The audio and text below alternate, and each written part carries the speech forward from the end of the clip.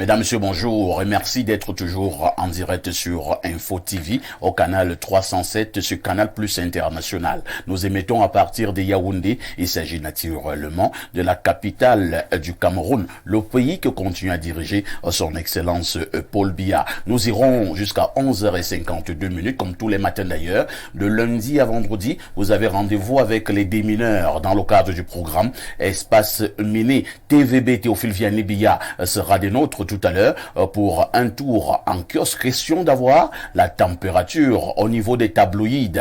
Et Bernardo Basson est également installé comme tous les matins. Il vous donnera encore la dénonciation de ce jour, ce fait de société qui vous énerve. On terminera par l'instant de l'analyse. Nous irons du côté des routes ce matin. Les routes du Cameroun. Nous interpellerons avec ce que nous appelons vulgairement les nids de poules. Comment expliquer ces nombreux nids de poules de plus en plus dans nos villes, Yaoundé, Douala, Bafoussam, Ngaoundéré, Garoua et que sais-je encore. Que fait le gouvernement en voyant justement ces nids de poules qui justement entraînent d'énormes conséquences au niveau de nos véhicules mais également au niveau des personnes. On analysera, on commentera et pour être un peu plus efficace ce matin, on aura en notre présence un expert en prévention mais également en sécurité routière. Nous aurons notre consultant, nous aurons notre invité permanent, nous aurons également un homme politique avec un seul objectif,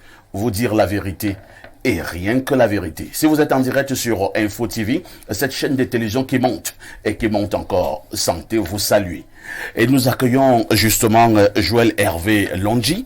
Joël Hervé, bonjour. Bonjour, monsieur Haïti. Joël Hervé Londji est donc des nôtres ce matin. Vous êtes expert en prévention, mais également en sécurité routière. Comment vous allez? Je vais très bien, merci. Et vous-même? Ça va, ça ne se voit pas. Non, ça va, je vais très bien.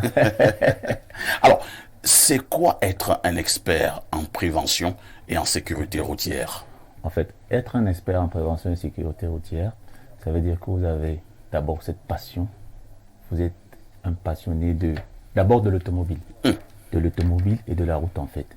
Et de ce fait, vous devez être capable de faire en sorte que les différents usagers, les différents acteurs de la voie publique puissent emprunter les différents canaux de transport en toute sécurité dès le départ et leur arrivée.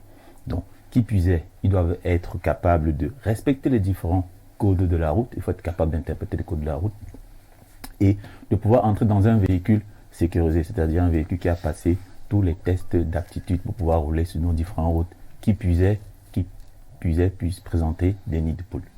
De toutes les façons, on y reviendra de manière plus approfondie dans le cadre justement de ces échanges. Merci d'être là ce matin. Merci. En face de vous, nous accueillons Bernardo Basson qui monte en puissance au niveau de l'analyse et surtout par la pertinence et la cohérence de ses interventions. Bernardo Basson, bonjour.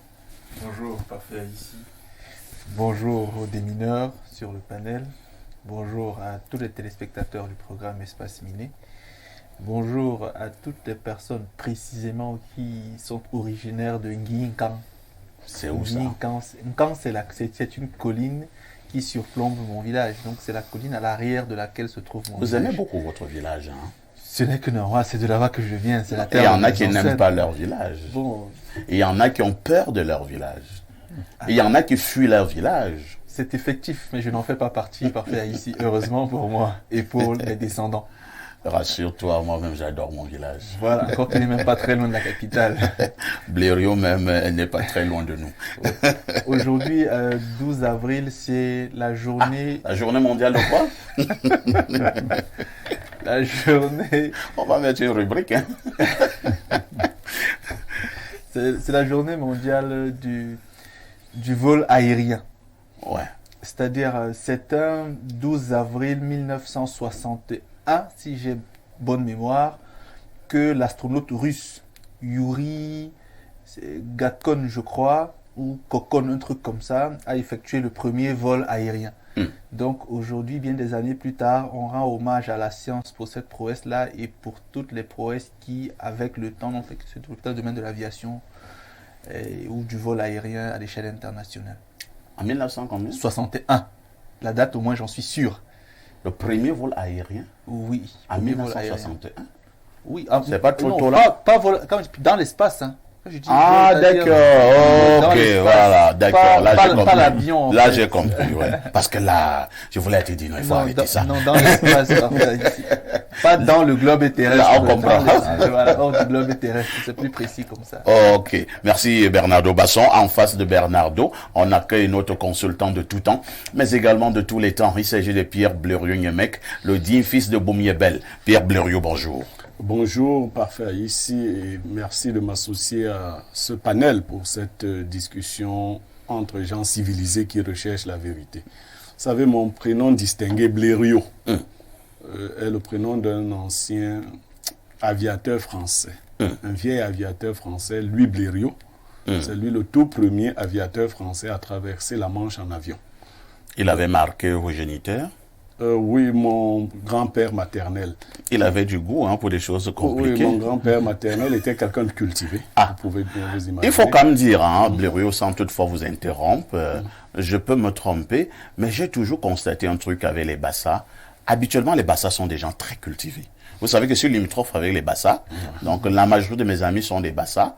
Je suis limitrophe au village de Rigaud. Donc, Rigaud, c'est mon voisin du village. Mais lui n'est pas très cultivé. Voilà, je n'en sais rien.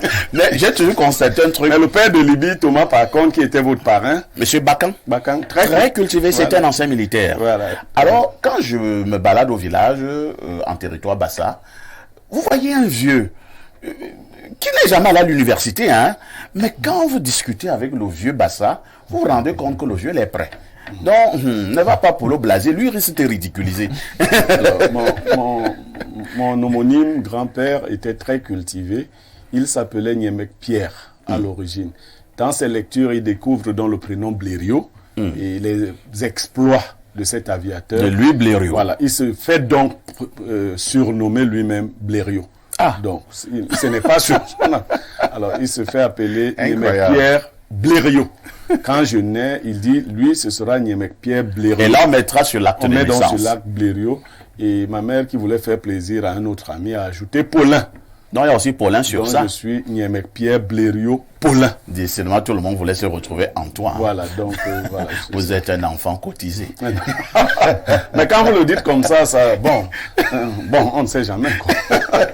Merci beaucoup, Pierre Blériot, Paulin Niemek, Voilà. d'être encore avec nous ce matin. Vous resterez le consultant de ce programme. Est encore attendu autour de cette table de discussion l'honorable Soman, ancien député de l'Union des populations du Cameroun. Lorsque nous avons dit cela, nous marquons une touche pause.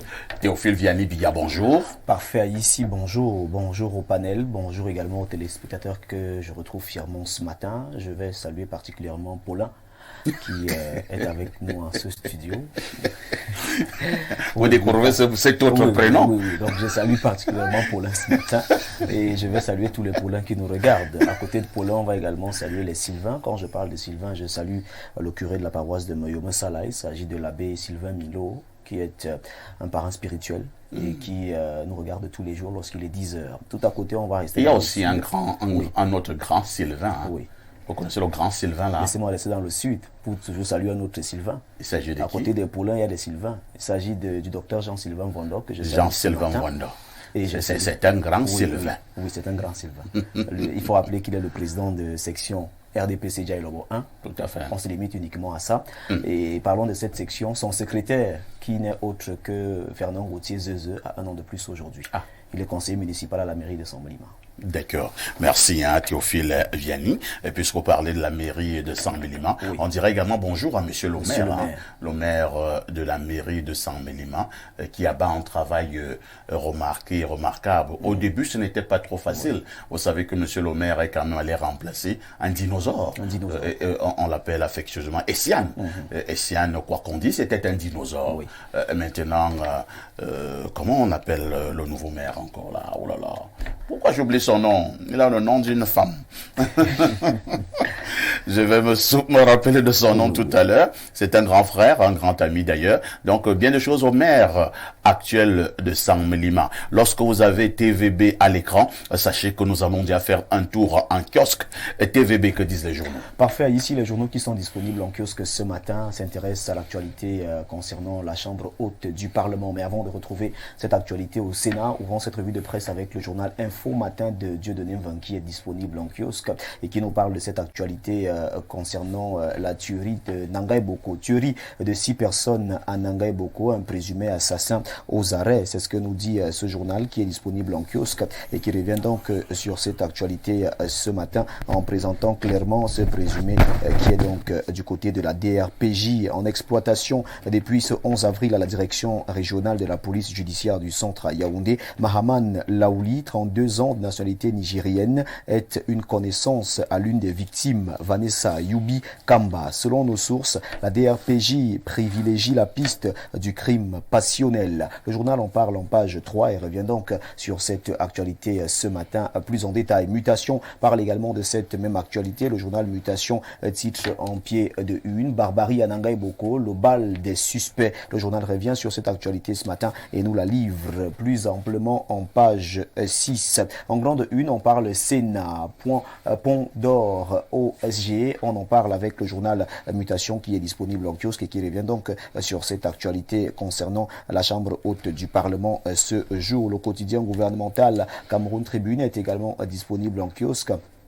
Et ce journal parle également de cette même actualité concernant le Sénat. Le journal revient donc sur la nouvelle QV. Sénat, nouvelle QV, un nouveau défi. Des initiatives plus audacieuses en faveur des collectivités territoriales décentralisées. L'examen et le vote des lois ainsi que le contrôle de l'action gouvernementale sont quelques éléments de la feuille de route de cette nouvelle QV des sénateurs. Le doyen d'âge René Zengele, qui présidait les travaux, l'a indiqué hier en ouverture de la session de plein droit. On revient donc sur cette session de plein droit avec le journal Cameroun Tribune qui est en kiosque ce matin. L'action reste également au Sénat et parle de la 3e législature du Sénat, de nouvelles perspectives. C'est la grande une du journal de Jean Cueté qui, de la page 3 à la page 10, propose tout un dossier concernant cette 3e législature. Les 100 sénateurs qui sont officiellement entrés en fonction hier, 11 avril, auront pour principale mission de légiférer et surtout de veiller à une accélération de la décentralisation en vue du développement des terroirs. On en parle dans ce journal qui est en kiosque et qui revient sur cette actualité également. Le messager de feu Pius Ndiawe parle sénatorial et s'intéresse au partage du gâteau qui divise donc du côté de l'Adamawa. Sénatorial Adamawa, le partage du gâteau divise. C'est la petite une qui est présentée ici en pied de une du journal Le Messager. Les explications sont à lire en page 4. Covid-Gate, Can-Gate et Tax Force, l'étau se resserre-t-il? S'interroge ce journal en précisant qu'accusé de malversation financière ayant entouré la gestion des fonds pharaoniques alloués à ces différentes affaires, Ferdinand Gongo reste imperturbable malgré la clameur populaire. En page 3, on en parle ce jour. L'essentiel du Cameroun parle également de Covid-Gate, rapport apaisé de la Chambre des comptes. Ce rapport est présenté de la page 4 à la page 5. Société publique, on en parle avec le quotidien bilingue Émergence. Près de 50 PCA à remplacer. Le journal nous le fait savoir en page 3 et présente donc l'actualité ce matin. La liste de ces 50 PCA est donc présentée au journal Émergence. Innovation revient également avec cette même liste en grande une. Entreprise publique, une cinquantaine de PCA à remplacer avant le 12 juillet. Le 12 juillet 2023, les PCA en poste depuis 2017 auront finalement atteint le terme de leur mandat. Présentation des entités publiques ainsi concernées, les noms des PCA et le temps cumulé au poste. Dans ce journal, il s'agit bel et bien du journal Innovation. La Voix des jeunes s'intéresse au financement des petites et moyennes entreprises. La First Bank en leader, on en parle en page 6 et 7. L'œil du Sahel nous amène du côté de Touboro en faisant ce constat d'abandon. Le HCR qui abandonne donc 45 250 réfugiés. Le journal tire la sonnette d'alarme et présente l'actualité en page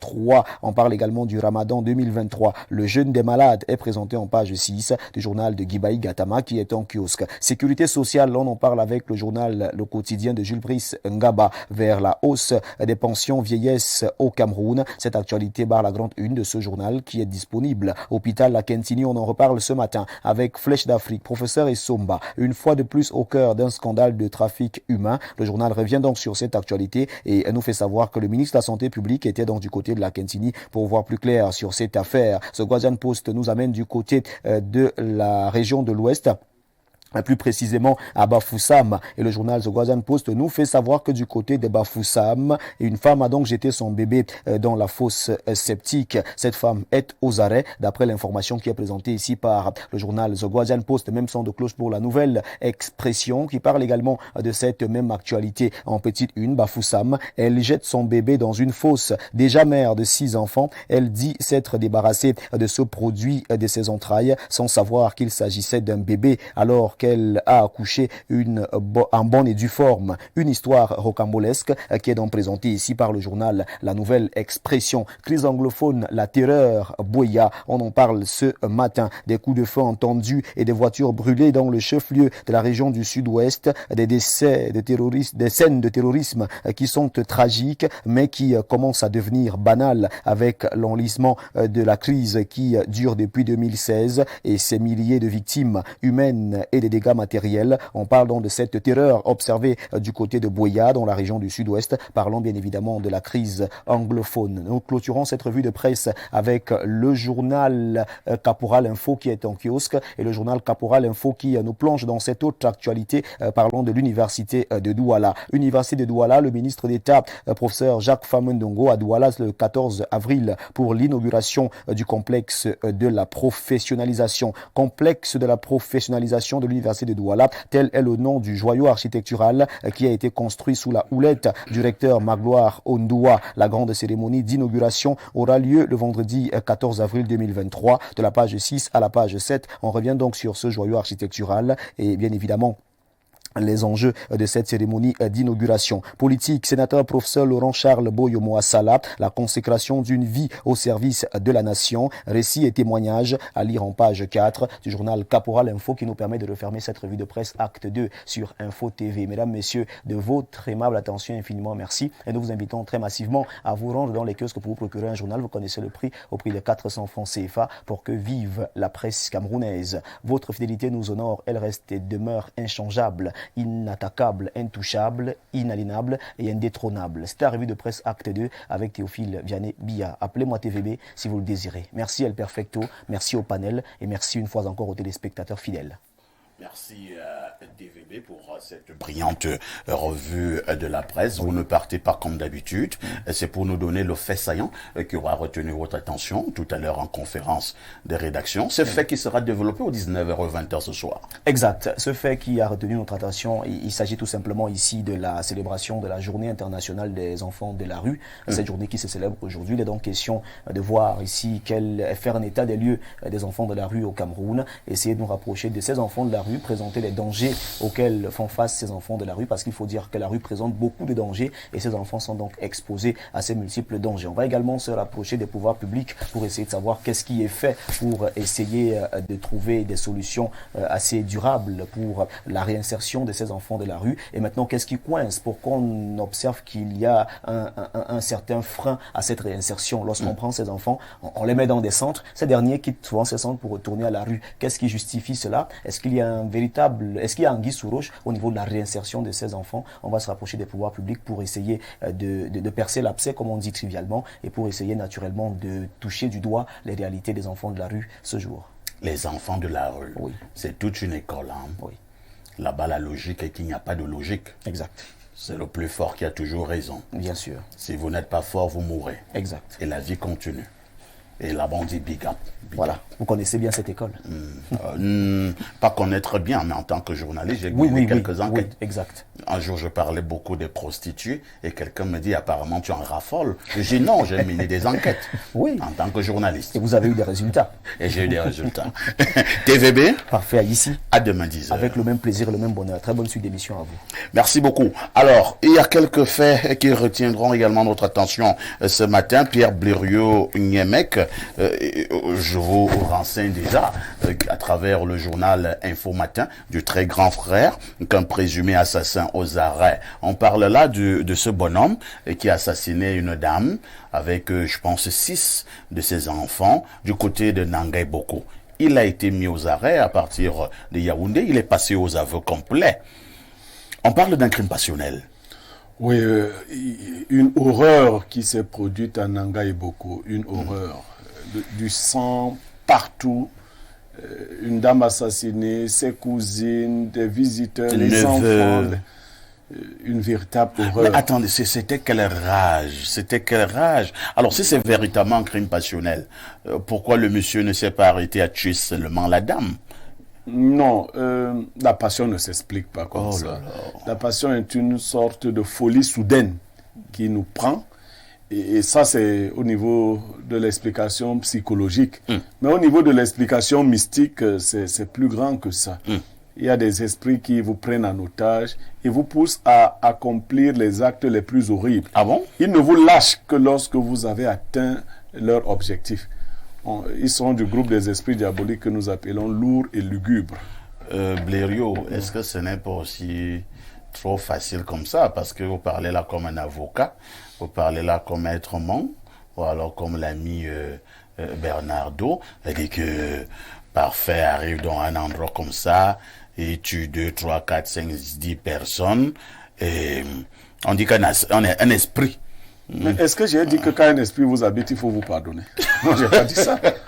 Si votre corps a été habité par un esprit diabolique, on doit vous débarrasser de ce corps pour que l'esprit ne l'habite plus. Vous comprenez? Non. Si votre corps, parce que l'esprit peut vous habiter à nouveau. Il peut choisir votre corps à nouveau. Il faut qu'on vous débarrasse de ce corps. Vous savez, les esprits s'incarnent dans les corps pour agir. Je dis la première explication qui est psychologique. C'est bien le crime passionnel. Il y a toujours des histoires de cette nature. Bon, je ne vais pas donner des conseils aux morts. La dame, elle est morte, tout le monde mort autour d'elle. Mais je vais quand même attirer l'attention des femmes qui sont vivantes. Des bêtises ont un adage qui dit que si vous n'aimez pas le Aoussa, il ne faut pas utiliser ces bracelets, ces bijoux. Voilà. Et vous savez pourquoi ils avaient choisi ce terme-là? Non. C'est parce que ils ont fait l'expérience de ce que ces gens-là, les Aoussa ne sont pas originaires du Cameroun. Ils sont originaires des pays comme le Niger, ainsi de suite. Alors, ils se sont rendus compte que c'était des gens d'une rare violence, qui utilisaient facilement le couteau. C'est pour cela que la sagesse Betty dit aux filles Betty, que si tu n'es pas prête à aimer la Houssa, ne prends pas ces choses. Alors, quand tu prends ces choses, lui, c'est... Bon, il faut le dire un peu durement comme ça. Il peut réagir comme une bête de somme. C'est pas pour légitimer celui qui a commis ce crime odieux. Vous faites bien de poser la question, pourquoi il ne s'est pas limité à la personne qui lui a causé cette douleur, même si ça aurait toujours été une mauvaise chose, mais au moins ça aurait été encadré. On aurait limité les casses. Là, je vous dis, la passion ne fonctionne. C'est comme s'il se dit, je vais poser un acte tel que mon nom va rester dans les archives. On parlera souvent de moi. Maintenant, c'est regrettable. On peut que regarder avec une certaine gêne. Tout à fait. Les images, elles sont insoutenables. S'il est passé aux aveux, on dit qu'il est passé aux aveux, Tout à fait. je veux croire que ce soit le bon assassin, parce que vous savez, on avait soupçonné déjà quelqu'un d'autre. Maintenant, on a attrapé un deuxième qui serait passé aux aveux. Avec les choses du Cameroun aujourd'hui, je suis très prudent. Dans 2 jours, vous pouvez entendre qu'il n'y a jamais eu de crime. En Nanga et Boko. En Nanga et Boko, puisqu'il n'y avait personne pour être tué. Vous voyez, c'est des choses auxquelles nous commençons déjà à nous habituer. Merci Blériot. C'est vrai que je ne vais pas créer un incident diplomatique, mais il semblerait que ce monsieur n'est pas camerounais. On fait comprendre qu'il est de nationalité nigériane ou nigérienne. Je pense que c'est beaucoup plus nigérienne. Bernardo Basson, un monsieur qui vient donc éliminer pratiquement toute une famille. On parle de crimes passionnels. Est-ce que c'est pas quand même l'occasion de donner quand même des conseils à ceux d'entre nous parfois qui sont énormément passionnés par moment? La passion peut nous conduire à l'irréparable. Oui, parfait. Ici, M. Niemek tout à l'heure a commencé à expliquer cela. Les comportements passionnés ou passionnels qui créent des dérives ou des actes incontrôlés rentrent dans ce qu'on appelle en psychologie des troubles compulsifs. C'est-à-dire à travers la compulsivité qui est rattachée à ce trouble-là, vous avez des comportements qui sont irrésistibles par votre personne. Vous n'avez pas le contrôle de ce que vous pouvez faire ou de ce que vous êtes en train de faire jusqu'à ce que l'acte en lui-même soit naturellement et finalement posé. Donc ça rentre dans les troubles compulsifs. Donc ce monsieur, je pense qu'à la police judiciaire, on va essayer d'ouvrir une enquête plus approfondie pour savoir si jamais il n'était pas troublé ou pas. Vous voyez ce que je veux dire. Maintenant, sur le plan mystique, M. Niamek l'a très bien dit, je comptais d'ailleurs le dire. Il y a des personnes qui parfois, faibles d'esprit, se retrouvent être contrôlées, habitées, orientées par d'autres formes d'esprit pour des intérêts particuliers. Mais permettez-moi d'émettre une légère réserve concernant cette situation. Il m'a semblé lire, lors de la première enquête qui a été rendue publique, que la dame avait été violée, elle avait été tuée et certains organes lui avaient été enlevés. Vous voyez que si on retrouve une cohérence naturelle, on se demande bien pourquoi est-ce que ces organes lui ont été enlevés par quelqu'un qui n'a commis qu'un crime passionnel. Il aurait pu se limiter à la tuer, tuer ses 2 enfants, tuer ses 3 neveux, mais ne pas forcément lui enlever ses organes. Et si les organes ont été enlevés, cela laisse peut-être induire une idée autre. Tout à fait. Celle peut-être qui pourrait nous conduire à penser qu'il ne serait peut-être pas d'un simple crime le bon assassin ou l'assassin définitif. Ou alors peut-être il y avait une complicité intestine ou alors, bref, d'autres éléments qui peuvent nous aider quand même à déterminer que ce qu'on nous présente là peut ne pas être la totale vérité. Mais quoi qu'il en soit, il n'est que présumé pour le moment. L'enquête est encore en cours. Donc on espère avoir de plus en plus d'informations. Très bien. Il faut également dire que notre actualité, pas toujours très loin du crime, hein. Joël Hervé Londi nous vient de Bafoussam, où une dame a également jeté son bébé dans une fosse. On doit dire que la dame elle-même est la mère de 6 enfants. Il y a un autre journal qui a renseigné que la dame ne savait pas que c'était un bébé. Que c'était probablement un produit de conception. C'est comme ça qu'on appelle ça dans le nouveau langage, des produits de conception. Quelque chose conceptus. Le conceptus. Le conceptus. En fait, le professeur Essomé nous avait édifié dimanche dernier en direct. Hein. Alors, votre réaction, une dame normale qui jette un bébé dans une fosse. Bon, la dame l'a dit, M. Parfait ici, la dame l'a dit, elle ne pensait pas que c'était un bébé. Vous savez, il y a des femmes qui se retrouvent avec un gros ventre. Elles croient qu'elles sont en gestation. Pourtant, qu'est-ce qu'elles traînent? Elles traînent des fibromes. Bon, dans la science, ça peut arriver, mais lorsque vous avez déjà expulsé et que vous avez accouché normalement, je crois que c'est visible. Lorsque c'est un fibrome... C'est ce que je voulais dire, fibrome et bébé, c'est la même chose. Quand vous voyez... à l'œil nu. Vous savez, les femmes qui ont des fibromes, elles ont des gros ventres comme si elles sont enceintes. J'ai dit à l'œil nu. À l'œil nu, non. Voilà. Il y a une grande différence. Donc nous écartons dans cette thèse. Mais bon, maintenant, j'y viens. Quand maintenant vous avez accouché normalement et que vous avez un enfant déjà, bon, il n'y a aucune raison qui peut susciter qu'on jette son pur sang. Même si vous avez de la famille, même s'il y a quoi qui vous empêche, vous ne devez pas. Est-ce que c'est pas le satanisme à ciel ouvert? Une dame normalement constituée qui accepte quand même garder un enfant durant 9 mois, supportant ses caprices de la grossesse et à la dernière minute, balance le bébé dans une fosse. On peut appeler ça satanisme, mais vous savez, ça dépend de l'entente de chaque personne. Parce que au-delà de la vie que nous-mêmes, nos parents nous ont donnée, eux-mêmes pouvaient nous enlever, mais le fait d'avoir gardé, comme on l'avait dit, 9 mois et j'étais là, ça relève d'un autre monde je ne saurais citer ici. Pierre Blérieux Niamek, je m'apprêtais justement à vous donner la parole. C'est vrai que vous avez d'abord ce que vous voulez dire, mais moi j'ai d'abord une interrogation. Est-ce qu'à un moment donné, vous n'avez pas l'impression que Dieu est injuste? Parce que au même instant, je sais ce que certaines femmes font pour avoir un bébé. Elles sont même prêtes à les pactiser avec le plus grand marabout indien pour avoir un bébé. Mais jusque-là, elles n'y arrivent pas. Mais entre-temps, vous avez également d'autres amuseuses publiques et qui ont des bébés à tout vent, les balancent dans les fosses sceptiques à gauche et à droite. Est-ce qu'à ce niveau, on ne dira pas que Dieu est injuste? Non, c'est notre société qui est mal organisée. Le ministère de la famille... De la femme et de la famille. Qui est géré par une Bassa. Tout à fait, votre sœur. C'est regrettable. Non, c'est mal organisé. C'est mal organisé. On ne devrait pas aller à la cantine voler les bébés et tout ça. Moi, je vous dis, Il n'y a pas eu de vol de bébés à la cantine. Je dis, on ne devrait pas aller voler les bébés à la cantine. La société devrait s'organiser de telle sorte que ceux qui procréent et pensent qu'ils ne peuvent pas garder leurs enfants, ces enfants doivent être récupérés et remis à ceux qui donnent des garanties de pouvoir les garder. Ça s'organise comme ça ailleurs. Vous voyez, maintenant, les gens sont obligés d'avoir les bébés des gens volés. Non. On dit, ben voilà, on rassure les jeunes filles qui tombent enceintes. Ne vous faites plus avorter. Ne jetez plus les bébés quand vous avez accouché. De l'autre, c'est un système, vous voyez le système. Il y a des demandeurs et ils sont très nombreux. Ils sont nombreux. Ils sont très nombreux. Et je vais vous dire, aujourd'hui en Afrique, on ne compte plus sur sa soeur, son frère pour se faire un bébé.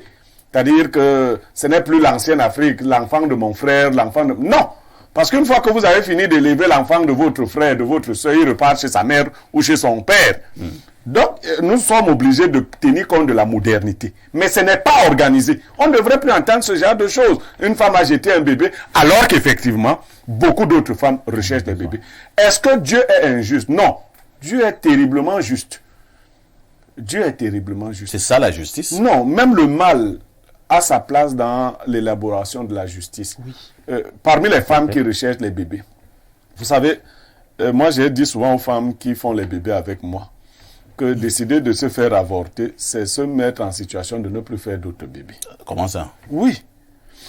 Quand une fille tombe enceinte, elle fait comme si elle ne savait pas qu'elle allait tomber enceinte. C'est-à-dire vous sortez sous la pluie et vous êtes étonné d'être mouillé. Donc, il n'y a pas un miracle à tomber enceinte quand on a des relations sexuelles non protégées. Même protégées, même. Il y a des gens qui percent ces affaires. Donc, dès que vous entrez dans les relations sexuelles, l'un des risques ou l'une des probabilités, c'est que vous tombiez enceinte. Vous savez également, Blurieux, c'est que le proverbe Betty et Bantou dit à cet effet, si vous ne voulez pas avoir des cauchemars, ne dormez pas. Voilà. Et donc, si vous dormez, il est fort possible que vous ayez des cauchemars. Alors, j'ai souvent assisté à des débats en famille graves. Je connais certaines familles dans lesquelles une jeune fille de 18 ans est tombée enceinte et les parents ont décidé de la faire avorter au motif que cela lui permettrait de bien faire les études. Oui, de continuer avec les études. Et au motif que si un homme venait à l'épouser, il trouvait qu'elle était déjà mère d'enfant, au motif que. Ben, ces parents n'assument plus tard, lorsque les enfants, ça peut être la première et la dernière. Surtout que scientifiquement, il est prouvé qu'il y a des femmes qui naissent et qui ne peuvent avoir qu'un seul bébé. Voilà, et dont la pente ovulaire n'est pas très bonne. Alors, il y a aussi que quelquefois ces avortements se passent dans de mauvaises conditions et hypothèquent donc un prochain... Tout à fait. Voilà. Alors, il y a ces raisons-là, mais il y a aussi la stérilité naturelle. Je ne veux donc pas dire que toutes les femmes qui n'accouchent pas aujourd'hui ont avorté hier. Encore que la plupart de celles qui accouchent aujourd'hui ont beaucoup avorté hier. Avant, oui, il faut rendre justice à tout le monde. Mais, sauf que chacun a sa chance. Ah oui, à chacun sa chance. Votre copine qui peut avoir avorté 15 fois peut encore accoucher 15 autres fois. Vous avez avorté une seule fois. Vous demandez à Dieu que... l'unique fois là, c'est quelle malchance comme ça. Merci beaucoup. Hein. Mais il faut dire, pour le cas du Cameroun, j'espère que je ne me trompe pas, je pense que Madame le ministre a pris une décision qu'on ne devrait plus chasser ces filles qui tombent enceintes au lycée, au collège. Donc si vous êtes maintenant tombé enceinte étant élève, vous allez garder votre grossesse, vous continuerez normalement à prendre les cours. Avant, elles étaient automatiquement expulsées. Vous voyez une autre incongruité d'une société. Voilà une société qui dit que si une élève tombe enceinte, elle arrête le programme scolaire. Très souvent, c'est son camarade qui continue, qui l'a enceinté, qui est dans ou encore l'enseignant ou le proviseur qui continue de diriger. Non, les proviseurs ne sont pas dans les choses comme ça. Voilà, qui continue de diriger le dit établissement. Mais l'élève qui est la victime, Non, c'est des injustices, c'est du sexisme. Est-ce qu'il faut donc dire qu'on a dormi de la justice? Mais on a rétabli. Moi, j'avais un proviseur. Mais en même temps, quand même aussi, Blériot, je parle aussi de la psychologie là, des élèves. C'est-à-dire que vous avez donc une fille en classe de 4e qui vient donc en classe et qui est enceinte. Est-ce que ça ne dérange pas quand même l'équilibre de la classe? Non, ça peut affecter les autres camarades. Ça peut avoir un effet d'entraînement. Oui. Mais sauf que chacun sait ce qu'il veut dans la vie. Cette fille qui tombe enceinte, vous n'avez même pas besoin de la mettre hors des salles de classe. À un moment donné, elle ira hors des salles de classe. Fatiguée par la charge. Elle ira hors des salles de classe. Et si vous êtes ma fille, moi j'en ai pas beaucoup, mais j'en ai. Je leur ai dit, il n'y a pas de problème. Tu tombes enceinte, tu accouches et tu restes garder ton enfant jusqu'à ce qu'il ait l'âge d'aller à l'école. Il n'y a pas quelqu'un qui va te garder. Non, non. Tu gardes ton enfant quand il a 2 ans, 3 ans. Voilà, si tu veux retourner à l'école, parce qu'il n'est pas question que 2 enfants aillent à l'école au même moment. C'est-à-dire le parent et l'enfant. Merci beaucoup. Bernardo voulait encore quelques secondes. Allons-y. 2 choses, mais là c'est ma fibre de psychologue qui va parler. Parfait, ici, aujourd'hui, au Cameroun, en Afrique noire en général, beaucoup de familles sont responsables de ce genre de comportement de la part des jeunes filles. Il y a des familles dans lesquelles, lorsqu'une fille tombe enceinte, le père l'expulse, la mère l'insulte. Les frères et les sœurs la charrient, la dénigrent, la déshumanisent. Certaines sont passées au suicide. Hein. Justement, parce que cela crée donc ce que j'expliquais la dernière fois ici, d'abord l'état de déprime, puis la dépression mineure et enfin la dépression majeure qui peut conduire soit à s'auto-flageller, se tuer, soit à expulser l'enfant. Donc quelque part, beaucoup de familles doivent être prises pour responsables de ce genre de comportement. Aussi, il y a le manque d'éducation et la misère. Les jeunes filles aujourd'hui ne sont pas éduquées, ne sont pas suffisamment préparées à la question de la maternité. Il y a des mères qui ont encore peur de parler des menstrues avec leurs jeunes filles. Il y a des pères qui n'en parlent même pratiquement jamais. Du coup, elles ne sont pas préparées à la situation maternelle. Et enfin, la misère. Il faut dire, Bernardo, que ce n'est pas toujours aisé. Hein. Il y a une certaine pudeur qui entoure certains parents. Si vous avez, et surtout même, il faut encore voir à quel âge il faudrait parler de ces choses à vos enfants. Si vous avez donc votre fillette qui a 6 ans, tu commences à lui parler des menstrues et tout ça. Je ne parle pas de 6 ans, parfait. Ici, je parle du moment où elle commence justement à avoir ses menstrues. Et tu penses que c'est moi, le papa, qui doit commencer à parler à ma fille de 14 ans, qui commence à avoir de ses menstrues, comment on met cette affaire-là et tout et tout. Pourquoi pas parfait? Mais je trouve que c'est tellement indécent. Bon, en tout cas, si vous ne le faites pas, elle se retrouve exposée. Hein, et elle laisse avec à sa mère. À certains abus. Et le troisième point que je veux dire, c'est la misère parfaite ici. Il y a des familles dans lesquelles on n'a absolument pas d'argent. Ouais. Et donc, les filles et les parents se disent que si maintenant tu as un enfant, qui va s'en occuper? On n'a pas des moyens de le faire, ça connaît ce genre de dérive là. Donc, pour finir... Même là, on a d'argent. Moi, c'est moi, oui, il y a des cas. C'est toi-même qui va t'occuper. Il y a des personnes vicieuses, on le sait tous. Il y a des parents, des jeunes filles même qui elles-mêmes sont vicieuses. Mais tout à l'heure, je vais dénoncer justement un fait, depuis hier je l'ai annoncé, qui va tourner autour de cela. Merci beaucoup. Le temps pour nous d'accueillir l'honorable Souman qui nous a retrouvés depuis il y a une dizaine de minutes. Honorable, bonjour. Bonjour. Je vous prie de m'excuser. Je présente ma gratitude que tu aies voulu m'inviter aujourd'hui parce que je suis gonflé, j'ai des choses à dire. Je crois que je les dirai tout à l'heure. Même si vous faites comment, je vais y arriver. Mais je vous tiens à l'œil, hein. Il ne faudrait pas que ce soit une bombe.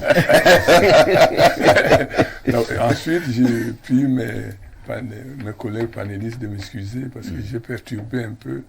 Mais je suis parti du carrefour Kolfoulou à 9h. Oh là là. Pour arriver ici, comme vous me voyez maintenant. C'est vrai quand même que si vous partez du carrefour Kolfoulou à 9h, pour être au carrefour Foulane à 10h, vraiment, vous ne serez pas à l'heure. Vraiment, rassurez-vous. Mais là, je le sais, je ne le ferai pas. Je ne le ferai plus. Bon. Si j'estime que vous m'inviterez encore. Maintenant, pour ce qui est du sujet que vous discutez, je vais seulement répondre sur 2 côtés. Est-ce que le bon Dieu est injuste? Non. Tout ce que Dieu fait est bon. Peut-être il a vu que à cette fille, il faut lui donner cet enfant en ce moment parce qu'elle n'en aura plus. Peut-être qu'il faut donner à cette fille pour voir jusqu'à quel niveau elle a la conviction d'être honnête. Bon, mais ne voyons pas seulement notre pays. Voyons que même il y a des pays moderne, démocratique, où les femmes jettent leurs enfants à la poubelle. Bon, est-ce que là-bas le bon Dieu est mauvais? Je ne pense pas non plus. Mais je dis que un enfant, ou bien une fille, une jeune fille qui fait un enfant, quand vous demandez à Blériot, est-ce que lui pourrait dire ceci à sa fille? Nous sommes des Bantous, hein, et surtout les Bassards, c'est très pointueux sur le fait que sa fille a un enfant avant le mariage. Ah non, ça ne s'expliquait pas. Il y avait même une certaine honte Il y familiale. avait une honte familiale. Elle continue. Cette honte continue maintenant. Mais chez les Betty, c'était plutôt rassurant quand on trouve une fille avec On des enfants. disait qu'elle avait le ventre des Voilà, bébés. donc elle Avec va la en faire. bombardier. Elle va en faire. Elle va en faire plus tard. C'était un bon test. Absolument. Donc, il faut toujours voir tous ces éléments comme où nous venons. Bon, vous dites que la ministre a fait un effort. Quand elle a dit que l'enfant doit rester au lycée. Oui, on ne chasse plus les élèves qui D'accord. tombent enceintes. Mais elle a dit que quand l'enfant va naître, l'État va prendre cet enfant en charge. Bon, alors, moi je pense pour ma part que si l'enfant qui est enceinte, ou bien qui a eu un enfant, qui est grosse, elle pense qu'elle pourra avoir de l'aide après sa grossesse, je ne pense pas elle va prendre son enfant et aller jeter dans la poubelle. Elle se pose d'abord la question, 1, au niveau de mes parents, 2, comment je vais en faire? Qu'est-ce que je vais en faire? Bon, demander que l'enfant reste au lycée, c'est bien. Mais quand l'enfant va naître, qu'est-ce qu'elle va en faire? Elle restera avec elle. Et si le bon Dieu voit donc, laisser à cette fille, cet enfant, mieux vaut qu'elle fasse ce qu'elle veut faire. Le bon Dieu n'est pas injuste. Moi, je pense que... Pour chuter? Oui, je vais chuter. Je pense que l'enfant qui est né dans ces conditions, qu'on jette dans la poubelle, il faut voir beaucoup d'éléments psychologiques, parce que j'ai entendu qu'il parlait de la psychologie. Il faut voir aussi d'autres éléments au niveau de la politique. Le régime est mauvais. Notre régime est mauvais. Alors, quand l'enfant naît, on ne sait pas quoi en faire, peut-être faut le balancer dans la poubelle. Le régime est mauvais. J'étais ici avec, la dernière fois, un jeune disait que les jeunes ne croient plus. Je pense que tu te souviens. Tout à fait. Les gens, mais les jeunes croient. Mais ils ne voient pas clair au niveau de leur vie. La raison pour laquelle on doit balancer les bébés dans les poubelles? Non, ça veut dire que... C'est une belle excuse. Ça veut dire qu'on doit demander au gouvernement, non seulement de laisser l'enfant au lycée, mais de prendre en charge cet enfant qui va naître. Ah J'ai vu des enfants ici au Cameroun qui sont arrivés en France. Vous ne demandez pas trop au gouvernement? Non, mais c'est son rôle. Est-ce que c'est le gouvernement qui t'envoie d'aller faire des choses bizarres entre les quatre murs? Tous les enfants qui sont dans ce pays dépendent de notre État. Moi, j'ai vu des enfants qui sont nés ici. Leurs mamans ont réussi à les faire venir en France. L'État les prenait en charge. Très bien. Merci beaucoup, honorable, d'être là. Nous disons simplement ce matin, pour ces jeunes mamans ou ces femmes simplement qui ont encore l'intention de balancer les enfants dans des poubelles, que ce n'est pas une bonne chose. Absolument. Si vous avez accouché, je vous assure, lancez même un communiqué. Oui. Qu'il y a un bébé Oui. que l'on veut donner à une famille pour Exactement. élever. Vous serez même saturé des demandes. Oui. Et certaines personnes même qui sont vraiment des personnes sérieuses. Absolument. Qui veulent des bébés pour élever, ainsi de suite. La dénonciation, ce fait de société qui vous énerve. Tous les matins, nous posons ce fait de société sur notre table de débat. Question de proposer quelques esquisses de solutions. La dénonciation de ce matin est encore une affaire de Bernardo.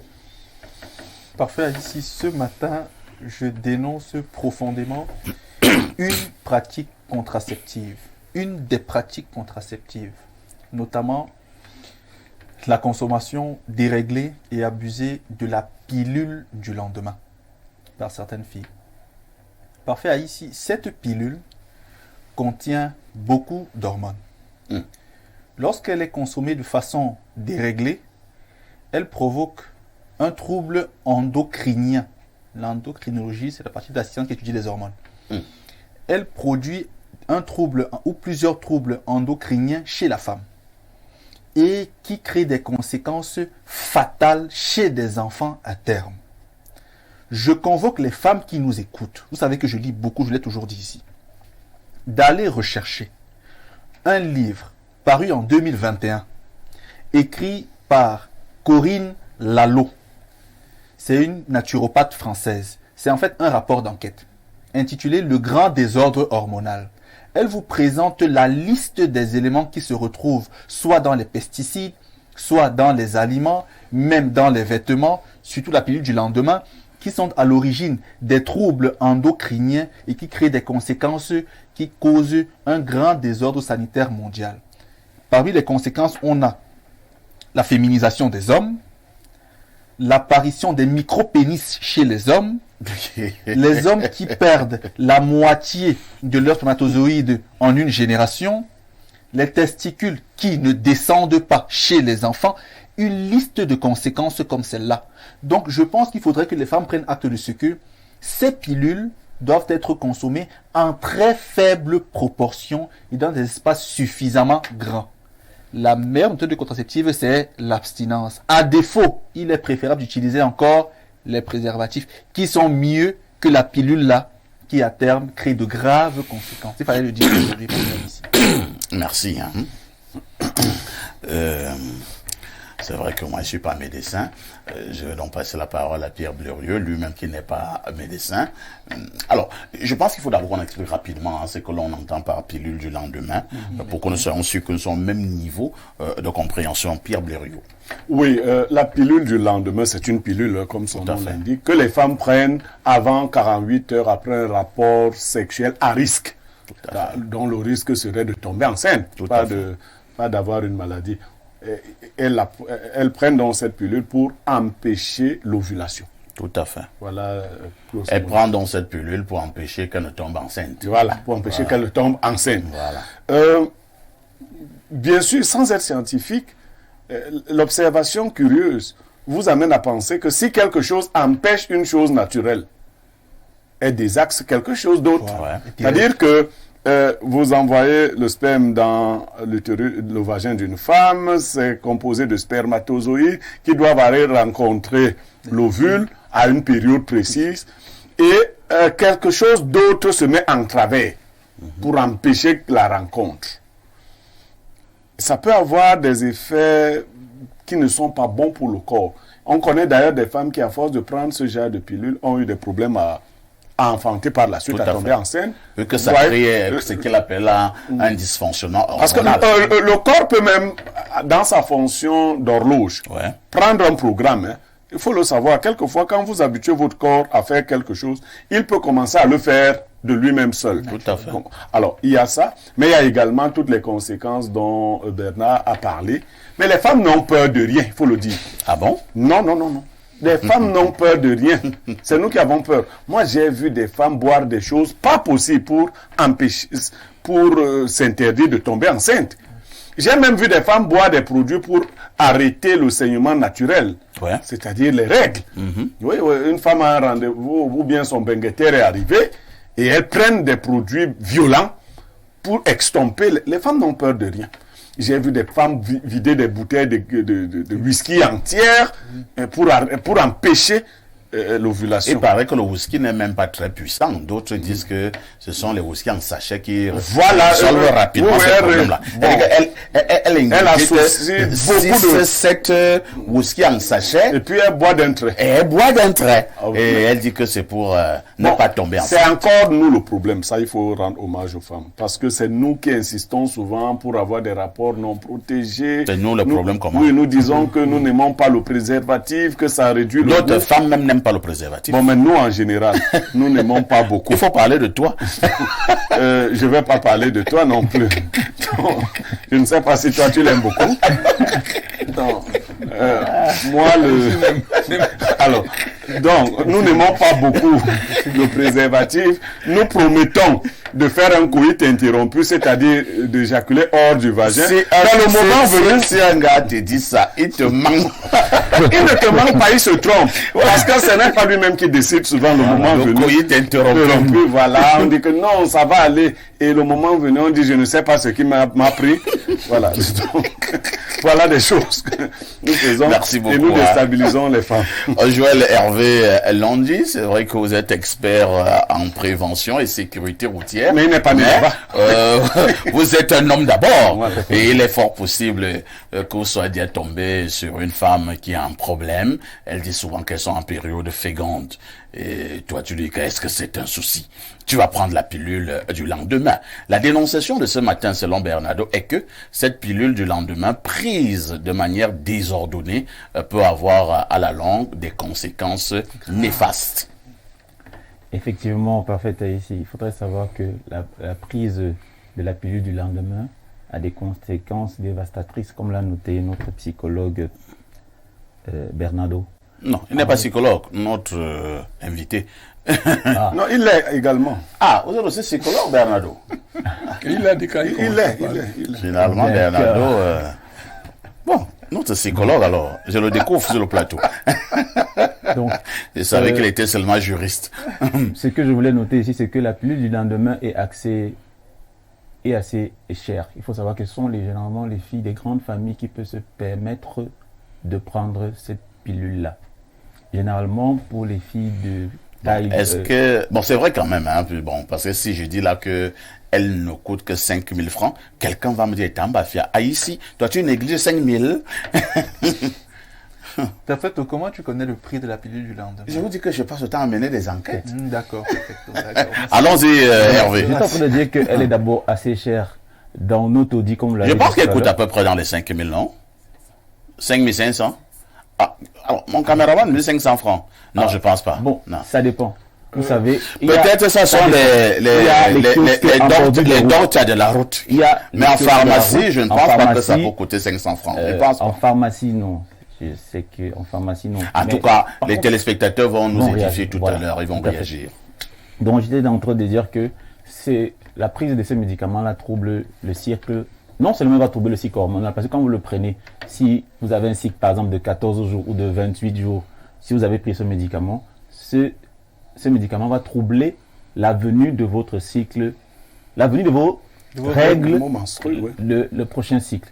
Et alors, maintenant, si vous croyez que vous avez fait une bonne affaire, vous allez vous retrouver enceinte parce que vous n'aurez plus la maîtrise de votre cycle ovarien et vous allez vous retrouver, vous allez tomber enceinte parce que vous n'avez plus le bon timing de votre cycle ovarien. Donc, il y aura un trouble de cycle hormonal. Mais moi, je dis il faut que les filles arrêtent de se faire utiliser n'importe comment par les gens qui ne vont pas les épouser. Parce qu'après vous donnez... Attendez un peu, pour avoir un rapport avec quelqu'un, il faut que par la suite épouse. Non. Il faut être sérieux. Normalement, ça devrait être ça. Parce qu'après, les filles vont dans les mariages causer beaucoup de problèmes à leurs époux. Non, c'est gênant. Elle a passé le temps à ingurgiter les pilules. Voilà, maintenant, elle a des problèmes d'enfanter. Alors, il faut déjà éviter, vraiment, pour être très sérieux. Si nos filles pouvaient attendre d'offrir leur virginité à leurs époux, ce serait l'idéal. Bon, maintenant, comme elles ne peuvent pas, au moins prenons tous, je veux dire nous et les femmes, les jeunes filles, prenons des précautions. L'enfant est quand même un élément important dans un couple. C'est un élément important en Afrique. Merci beaucoup. Honorable Souman, vous êtes quelqu'un d'un certain âge. Lorsque vous grandissiez, lorsque vous étiez à la vingtaine, la trentaine, est-ce que cette affaire des pilules du lendemain, par exemple, était en vogue? Moi, j'ai écouté mon voisin de droite, là. Je ne sais pas si c'est de quoi il parlait. Il n'y a pas que la pilule du lendemain qui peut donner d'autres formes à une femme. Toutes les pilules. Ouais. Quand une femme prend la pilule, elle prend si elle était mince, elle va prendre des proportions. Des proportions. Parce que si on pense que c'est la pilule du lendemain qui est néfaste, même la pilule normale que les femmes prennent avant, elles ont par périodicité. Moi, je pense que à mon jeune âge, mes amis ne prenaient pas la pilule. Je ne connaissais même pas la pilule du lendemain. Donc je connaissais la pilule. Vous alliez en direct. Mais je n'ai pas eu d'enfant par hasard, même avec ma femme. Nous avons décidé qu'on va faire 3 enfants et on a fait 3 enfants. Vous viviez là comme des blancs. Mais je suis un blanc. À la peau noire. À la peau noire. Donc, ma femme ne prenait pas la pilule parce que nous estimions qu'elle va prendre des proportions. Vous aurez l'occasion de connaître ma femme. À son âge de 57, mais vous verrez qu'elle a encore les formes normales. Et vous aimez bien ça. Mais bien entendu. mais bien entendu ici. Donc, c'est pas seulement la pilule du lendemain. Nous nous méfions de la pilule en général pour qu'elle ne prenne pas des proportions. Toutes les filles, il y a maintenant, vous avez parlé, Blériot, tu devais nous parler aussi il y a les filles qui se font injecter. Ouais. Oui, il y a beaucoup de méthodes. Vous voyez comment, où c'est la poitrine qui devient trop grosse, où c'est les fesses qui sortent à cause de ces piqûres. Donc, ne regardez pas seulement la pilule du lendemain. Regardez ces piqûres-là qu'on injecte sur les jeunes filles. Parce qu'elle ne veut pas accoucher. Après, vous voyez comment elle est gracieuse, elle mange beaucoup. Bon, alors, tout ça, moi je pense que, je vous dis très honnêtement, si j'ai un conseil à donner à mes jeunes panélistes, c'est que si vous ne voulez pas avoir des enfants, utilisez ce que vous appelez les rapports protégés. Avec des préservatifs. Avec des préservatifs. Quelqu'un te dira aussi qu'à un moment donné, on infecte même les préservatifs. Bon, On a dit qu'il y avait des préservatifs infectés. Il y en a aussi qui créent la faiblesse sexuelle. Bon, voilà. Vous nous disiez comme ça. Et vous enfin, savez que nous tenons beaucoup à notre force dans ce domaine-là. Mais essayez de ralentir. Merci. De ralentir. Merci, honorable. Alors, Bernardo Basson, nous allons quand même parler une fois de plus à ces femmes qui nous écoutent, même si par moments nous prêchons sur du désert. Que faut-il faire? C'est vrai que vous avez me répondu à cette question-là tout à l'heure. Y a-t-il une véritable méthode à adopter pour éviter des mauvaises surprises? Avant cela, je ne voudrais pas totalement et unilatéralement incriminer les femmes. Parce que ces rapports sexuels, elles ne les ont pas toutes seules. Elles les ont avec des hommes. Et qui parfois mettent des pressions intestines. Non, fais-moi un enfant, fais-moi un enfant. Et puis voilà. Donc parfois, certaines, pour se protéger, disent non, je n'ai pas conçu en fait. Elles prennent des pilules pour se protéger. Bon, papa, je vous ai très bien compris. Sauf que pour la circonstance, je n'ai spécifié qu'une seule méthode contraceptive. Il y en a plusieurs. Il y en a plusieurs. Donc je me suis arrêté sur une seule sans considérer qu'elle est la seule qui puisse avoir autant de conséquences négatives. Parfait, ici, aujourd'hui, l'être humain dit moderne fantasme sur l'humain augmenté. Il a l'impression qu'il faut se trouver des formes de normes sociales pour se faire accepter. Les femmes parfois veulent avoir une certaine masse. Les hommes, certains attraits physiques pour plaire ou plus plaire à d'autres personnes. Du coup, il y en a qui prennent des pilules, non même pas seulement pour ne pas concevoir, mais aussi parfois pour prendre du poids. Parce qu'elles estiment qu'une des conséquences, sauf qu'elles oublient que cette prise de masse anormale est tributaire de la quantité, de la nature des hormones qui sont infectées dans les pilules qu'elles consomment. Et comme je dis bien... Il y a même certaines filles là-bas à Bafia, des élèves de 14-15 ans, qui ont été internées dans un hôpital là-bas parce qu'elles ingurgitaient des choses. Elle se faisait piquer les cubes au niveau de la partie postérieure pour voir justement cette partie postérieure-là être un peu plus rebondie. C'est justement ce que je décris comme apparemment, les hommes aiment les parties postérieures un peu plus rebondies. C'est le vice d'une pseudo-conformité sociale qui est en train de vouloir prendre le pouvoir. On estime que pour qu'une femme soit belle, il faut qu'elle ait des attributs particuliers. Et donc, forcément, elle court vers cela. Parfait, ici, moi, ma dénonciation est essentielle. Aujourd'hui, le monde court vers une catastrophe biologique et sanitaire sans précédent. Ce que je décris comme conséquence touche aussi bien les animaux que les végétaux. Vous avez maintenant des crapauds qui sont hermaphrodites. Justement parce que les pesticides qu'on met dans des espaces pour cultiver ont des conséquences sur les produits alimentaires qui sont générés. Les produits que nous consommons sur le plan alimentaire ont des conséquences fatales. Donc il y a un chapelet d'éléments comme cela qu'on peut relever et qui, à terme, créent des conséquences néfastes. Il est donc important qu'aujourd'hui, on retourne plus ou moins au bioaliment et qu'on se renseigne profondément sur ce qu'on va mettre dans notre corps. Si on ne le fait pas, on court tout droit vers des risques suffisamment grave. Merci beaucoup. Nous allons lire quelques messages jusque-là enregistrés. Bonjour El Perfecto, le plus grand modérateur de tous les temps temporels. Je tiens à préciser que les prix des pilules du lendemain vont de 500 à 5000 francs CFA. Déjà, je vous remercie d'en parler ce matin. Maintenant, est-ce que les yamtologues là entendront donc raison? Question. Comme on le dit très souvent dernièrement, seule la vie leur enseignera. Excellent mercredi à vous. Autre message ce jour. Bonjour Adalbertius.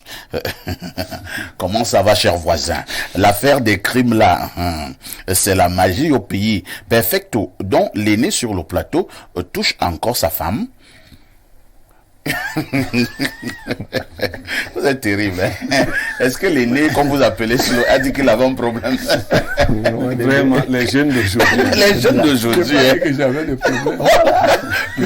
L'aîné vous dit qu'il n'a aucun problème. Non, mais ils veulent aussi ça pour sa culture. Autre message ce jour, que la grâce de Dieu demeure dans vos vies. Très belle couleur de costume, monsieur Aïssi. Très belle couleur de chemise, monsieur Bernardo. Bonne suite d'émission. C'est Simon Marius Mba qui envoie le message. Bonjour, monsieur Aïssi. Belle émission. J'ai une préoccupation. Je veux entrer en partenariat avec une amie qui a un bistrot. Je dois percevoir 50% des revenus et si elle décide d'arrêter le business, elle doit me remettre la moitié de mon investissement. Ma question est de savoir quelle est la procédure à suivre et qui est habilité à rédiger un tel contrat. Qui peut le signer? Autre, monsieur Aïssi, on dirait que le jeune TVB a peur de vous. Il est difficile qu'il vous fixe du regard. Merci. Belle veste orange, monsieur Aïssi. Dites-moi, vous êtes partenaire d'Orange Cameroun? C'est Dominique Zomloa et Nko Koumenti Mane Mbirambani qui envoie le message. Bon, concernant la situation qui est décrite, il faut juste faire un protocole d'accord. Les parties décident des termes qu'elles veulent insérer dans le protocole d'accord. Elles-mêmes peuvent rédiger le protocole et le faire relayer par un professionnel et elles-mêmes seront signataires puisque ce sont les parties qui sont concernées par le contrat. Maintenant, pour le rendre davantage crédible, elles peuvent le faire enregistrer. Je pense que simplement Dominique Zomloa, appelez-moi après l'émission, je vous mettrai en contact avec Bernardo. Autre émission ce matin. Bonjour Aïssi, la pilule du lendemain fait beaucoup saigner la femme au cours d'un mois. Alors vraiment, les filles, arrêtez d'en prendre. C'est Marie Bech de Yassa qui envoie le message. Bonjour les démineurs, vous êtes très beaux ce matin. Un coucou particulier à monsieur Soman, mon oncle du village. Loxanro par Pouma et Jenny-Flore. Ah, d'accord. Il y a votre nièce qui vous salue, hein, honorable. Bonjour aux hommes lois des modérateurs et à tous les démineurs. Pour la dénonciation, tout excès nuit. Il existe une seule méthode non hormonale utilisée dans notre pays. C'est le dispositif intra-utérin, DIU, au stérilet. C'est Eric Mbala d'Insemayon qui envoie le message. Verna est au rendez-vous. Qu'est-ce que Verna nous dit? Bonjour Perfecto et ton panel. Pour la dénonciation d'aujourd'hui, je crois que les pilules en général sont un problème de santé publique en Afrique. Il faut simplement interdire de les commercialiser. Seul le nombre va développer l'Afrique, comme la Chine. Bonne émission. Jolie couleur de veste Perfecto. Ma veste vous a fait quoi? Bonjour Perfecto, le croqueur de micro. La violence est au paroxysme dans notre société aujourd'hui. Ça fait froid au dos. Ce matin encore, un mototaximan m'a dit « Mouf, je ne vous parle pas des infirmières d'aujourd'hui et des Bayam Salam. Pour la décision de Maman PhD... de maintenir les jeunes filles enceintes en salle, c'est une décision inopportune, vu que l'environnement n'a pas été préparé dans ce sens. Le regard d'autrui, la psychologie de l'enfant même, les enseignants qui n'ont pas la formation adéquate face à ce type d'élèves, les femmes de Tanga Sud n'aiment pas manger la banane avec la peau. Et comme le lit du pauvre est fécond, le résultat est celui qu'on connaît. Pour ma dénonciation d'hier, je souhaiterais avoir votre contact Orange pour vous expliquer dans les détails la situation et vous transmettre les documents. C'est vrai que je ne sais pas si c'est la même chose. Il y a un monsieur qui m'a envoyé un message hier qui parlait d'un colonel. Le monsieur m'a appelé aujourd'hui pendant au moins 30 minutes pour m'expliquer son problème. C'était vraiment un problème sérieux. Oh là là, il m'a expliqué les choses terribles. J'attends encore les documents. Vraiment, si nous avons les documents, nous en parlerons. Je vous amène au 242. C'est le Congo. Bonjour, Perfect. Votre émission est beaucoup suivie, surtout par des sachants qui accordent de l'importance aussi bien au message comme messager. Je ne comprends pas comment un invité peut se présenter. Ouais, je suis d'accord avec toi, mais bon, soyons indulgents, notre ami du Congo. Nous allons être indulgents. Autre message ce matin. Bonjour, monsieur Parfait, ici, très belle émission. Nous aurions souhaité voir le spécialiste en sécurité routière porté Patrick Ndongo. Soyons indulgents. Et nous prenons notre message. Bonjour, Perfecto. Je connais une fille qui en a pris et aujourd'hui, elle est victime d'un cancer de l'utérus. C'est Esther, la mondanaise depuis Douala. Oh là là. Autre message ce matin. Bonjour, Espace Miné. S'il vous plaît, j'aimerais... J'aimerais quoi? Il dit, j'aimerais une dénonciation sur les réseaux de télécom au Cameroun qui abusent les consommateurs. J'ai une dénonciation sur moi, il a une dénonciation. Si vous avez une dénonciation, contactez-nous en off. Alors, Catherine Dodja est au rendez-vous. Bonjour, Parfait. Il y a ton riche panel. Bernard a toujours de bonnes dénonciations. Ces méthodes ne sont pas bien. Et il y a toujours de graves conséquences. Les préservatifs, là, la majorité rendent des hommes stériles. Évitez juste les rapports quand l'on est en période d'ovulation. C'est mieux. C'est signé Catherine. Autre message. Bonjour, Perfecto. En tant que spécialiste de pilules du lendemain, je vais essayer d'expliquer. En effet, on a les pilules du lendemain et pilules sur lendemain. Pilules du lendemain coûtent 3 € à 7 €. La pilule du surlendemain, 20 € à 25 €. Chez Docta du quartier, on a les pilules à 500 francs. Pas très conseillé. C'est Landré Échemont qui envoie le message. Il est spécialiste des pilules. Landré, je ne savais pas que vous étiez spécialiste des pilules. Bonjour, l'Unkuta de modérateur. Très belle thématique en ce qui concerne l'utilisation des méthodes contraceptives. Il faut juste savoir calculer son cycle et utiliser le préservatif pendant la période féconde. Il faudra également noter que la femme utilise toutes ces astuces pour ne pas être jugée et rejetée par la société et la famille. C'est Thérèse Desfoulanes qui envoie le message. Bonjour les démineurs et très belle émission. Je suis surpris d'entendre les panélistes faire le procès des esprits lorsqu'il s'agit d'un crime apparemment commis par un étranger. S'agissant de monsieur Niemek, il faut qu'il sache qu'il n'est pas le directeur de conscience et des Bassa. S'il n'est pas fier d'être Bassa, il n'a qu'à aller ailleurs. Il est toujours en train d'incriminer les siens. Il veut plaire à qui?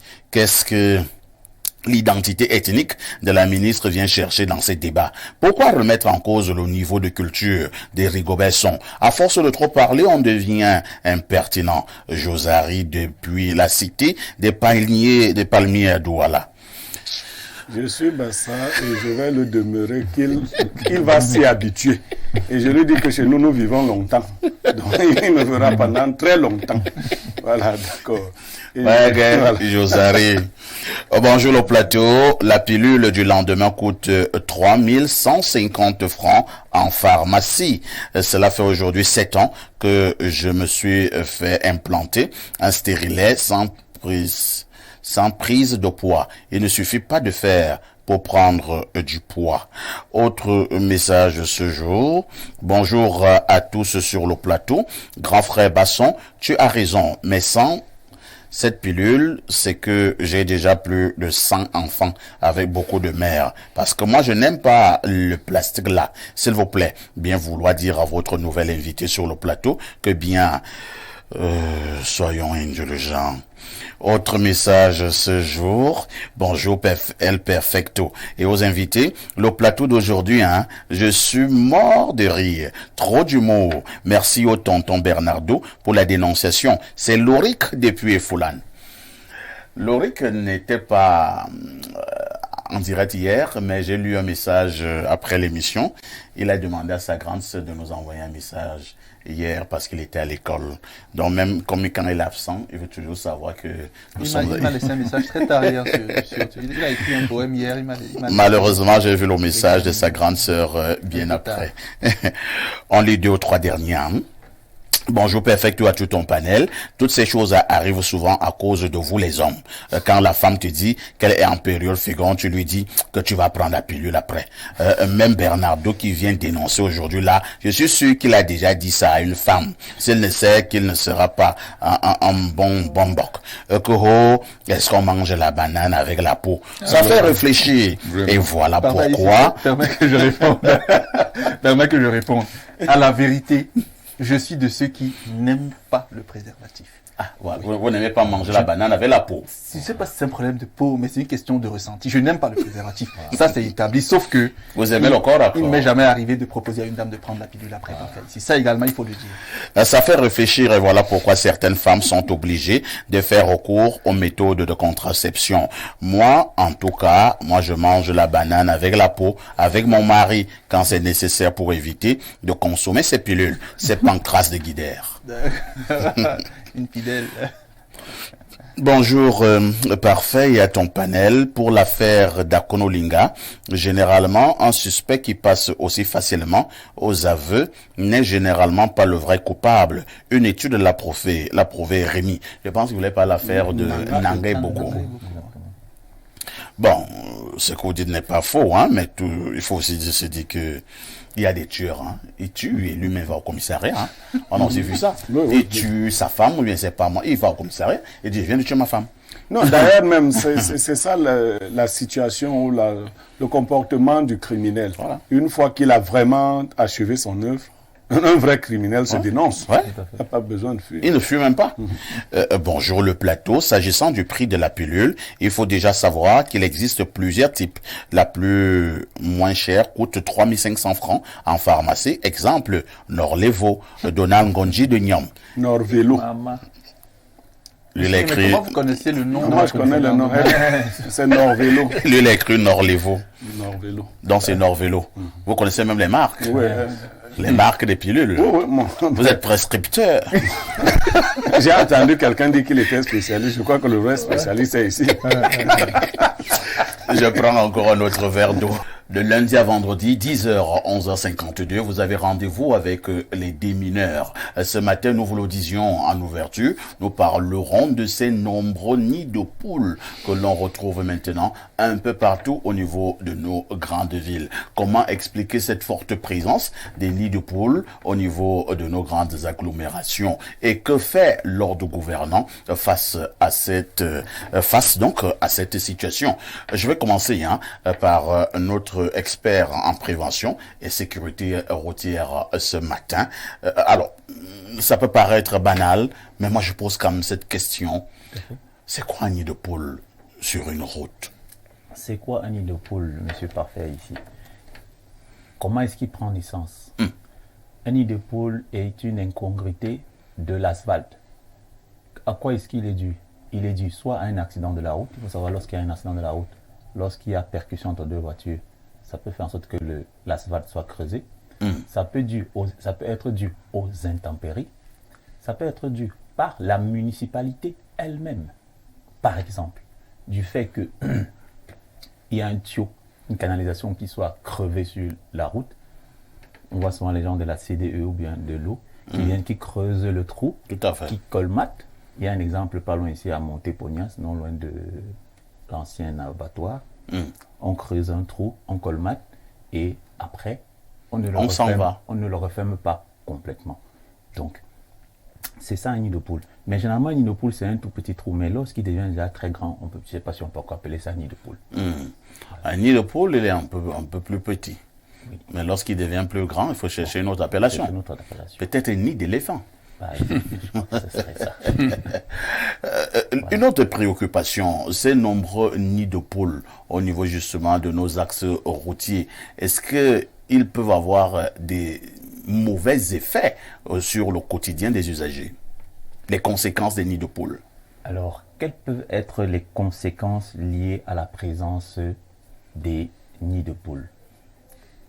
En fait, la présence des nids de poules sur la route peut avoir plusieurs conséquences néfastes, non seulement sur le plan théorique des véhicules, mais sur les autres usagers de la voie publique. On va parler d'abord du premier cas, les conséquences sur les véhicules. Il faut savoir que la présence des nids de poules sur les véhicules affecte la suspension des véhicules. Entendez par suspension la direction des véhicules, les amortisseurs et effectivement sur la carrosserie. J'ai pris la peine d'apporter un petit véhicule. Ouais. Il faut savoir que lorsque vous avez par exemple un véhicule de cette forme et lorsqu'il y a un petit trou sur le pare-brise, lorsque vous êtes en train de rouler et que vous tapez dans un trou très fort, si vous avez un petit fissure sur le pare-brise, la fissure qui est sur le pare-brise va s'agrandir. Le trait qui est sur le pare-brise va s'agrandir. Très bien. Donc, ça c'était sur l'aspect théorique sur les véhicules. Maintenant, sur l'environnement, sur les autres usagers d'abord, sur les autres usagers. Il m'est arrivé une fois de marcher, j'étais en train de faire mon sport le matin et je me suis fait mal parce que je suis tombé dans un trou. Donc, les autres usagers de la route peuvent avoir un accident grâce à ce trou-là. Vous-même, vous pouvez tomber dedans. Très bien. L'autre point, c'est que... Votre cheville peut subir un coup. L'autre truc, c'est qu'une voiture, en esquivant ce nid de poule, peut venir au côté adverse. Percuter une autre voiture. Donc, il y a plusieurs angles comme ça. Là, on pourra citer plusieurs. Il y a plusieurs façons comme ça là, que ces nids de poule peuvent engager des... Très bien. Merci beaucoup. Je vais passer la parole à Pierre Blériot-Niémec. Pierre Blériot, habituellement, ces nids de poule-là se créent au vu et au su de tout le monde. Je prenais un exemple la semaine dernière au niveau justement du carrefour Efoulan à Yaoundé. Je pense que nous avons pratiquement en plein carrefour 5 à 6 trous. Et il y a 2 ou 3 mois, c'était des tout petits trous. Mais à force d'évoluer, ce sont déjà vraiment des... Je pense qu'on peut même appeler ça des nids de poule au niveau du carrefour Efoulan. Alors, lorsque les autorités regardent, elles ne font rien. On peut quand même se poser des questions pour boucher ces trous.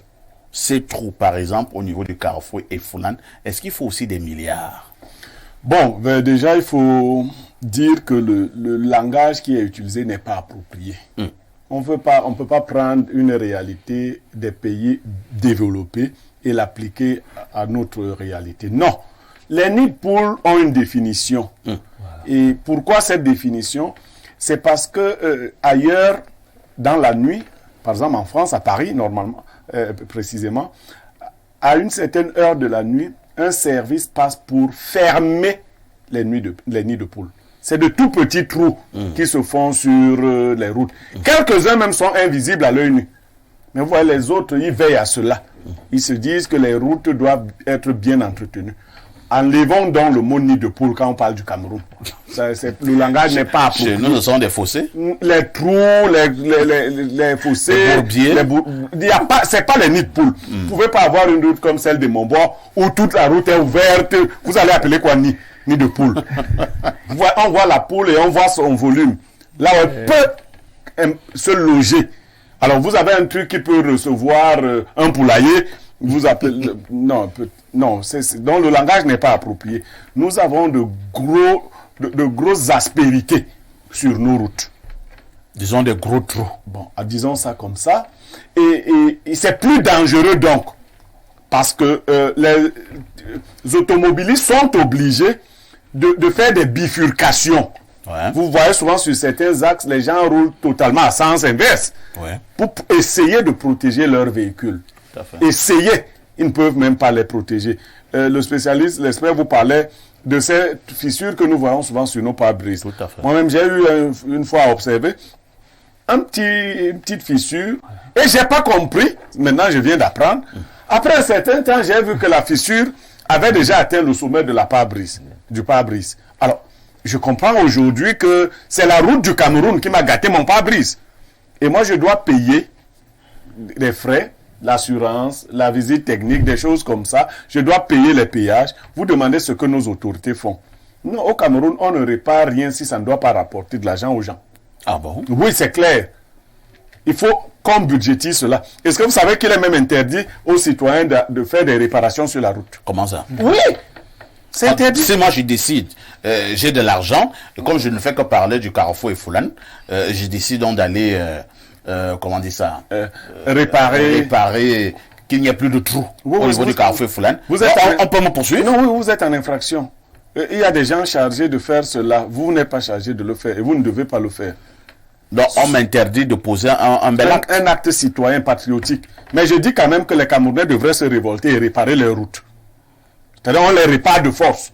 Les mairies, il y a des routes qui sont du ressort des mairies, des routes qui sont du ressort du ministère de l'Habitat, les routes qui sont du ressort des travaux publics. Ben, on fait tout ça pour faire un Capharnaüm.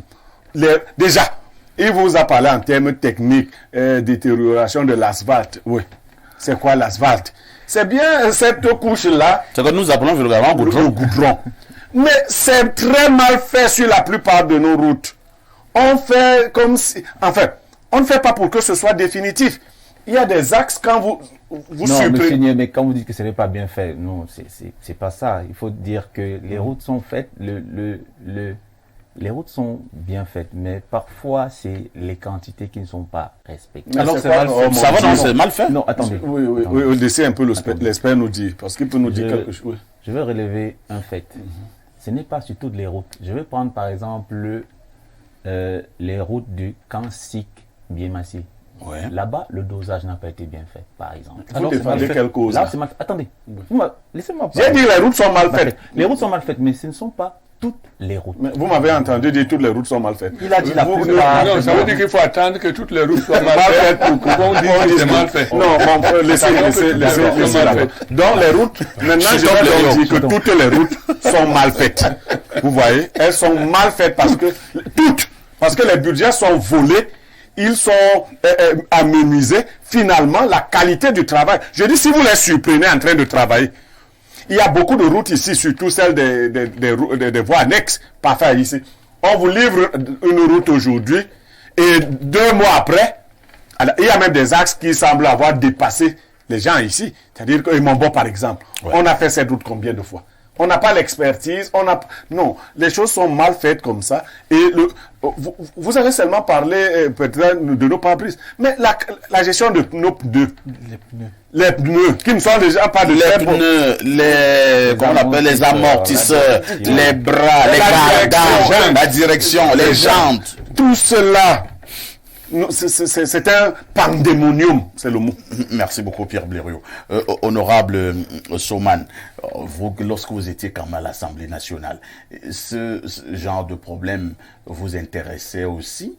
Lorsqu'on est quand même député, vous avez des... Bon, on m'a dit qu'il faut même plus appeler ça nid de poule, des trous. Bon, on va appeler ça ornière. On appelle ça comment? Ornière. Ornière, merci beaucoup. Les ornières. Partout. La route et Mombo, c'est pratiquement, c'est comme c'est un piège. Du côté d'un Colmesan, on me dira qu'on est en train d'arranger. Un bon exemple, la route de Mombo. La route de Mimbo Manekol, c'est la magie. La route Biémassi derrière là-bas, après Mendon, c'est catastrophique. On peut citer des exemples jusqu'à demain. Si vous connaissiez Douala, j'allais vous citer les quartiers. Yaoundé est même chanceux. Ah bon? Oh, Douala, c'est la catastrophe. Si vous passez par Nkongmondo, vous allez penser que vraiment c'est des cimetières sur les routes. Que les gens étaient venus creuser les tombes et on a pu enterrer les gens. Honorable Soman, face à cette situation, le gouvernement ne fait rien apparemment. Parfait, ici. Tu es gentil de m'inviter souvent, mais je te prierai de m'inviter pour les problèmes politiques. Vous me direz que tout est politique, mais que je vienne savoir que ça, je ne viens pas discuter des nids de poules, parce que je vais être obligé de revenir sur la situation du régime en place, quand je dois parler des nids de poules. Quand nous étions à l'Assemblée, il n'y avait que 18 députés de l'UPC. On essayait de se battre. Je vais vous donner un exemple. À l'heure actuelle, quand vous voulez faire une manifestation publique, vous êtes obligé de faire une déclaration de manifestation. Tout à fait.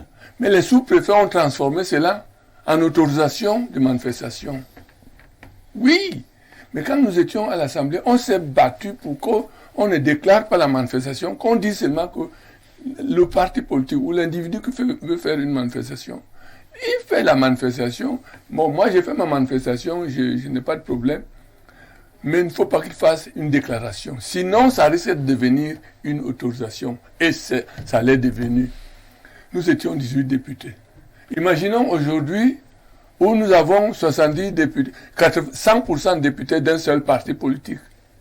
Qu'est-ce qu'ils vont faire entre eux? Les gens qui n'aiment pas leur parti politique ne peuvent pas aimer le Cameroun.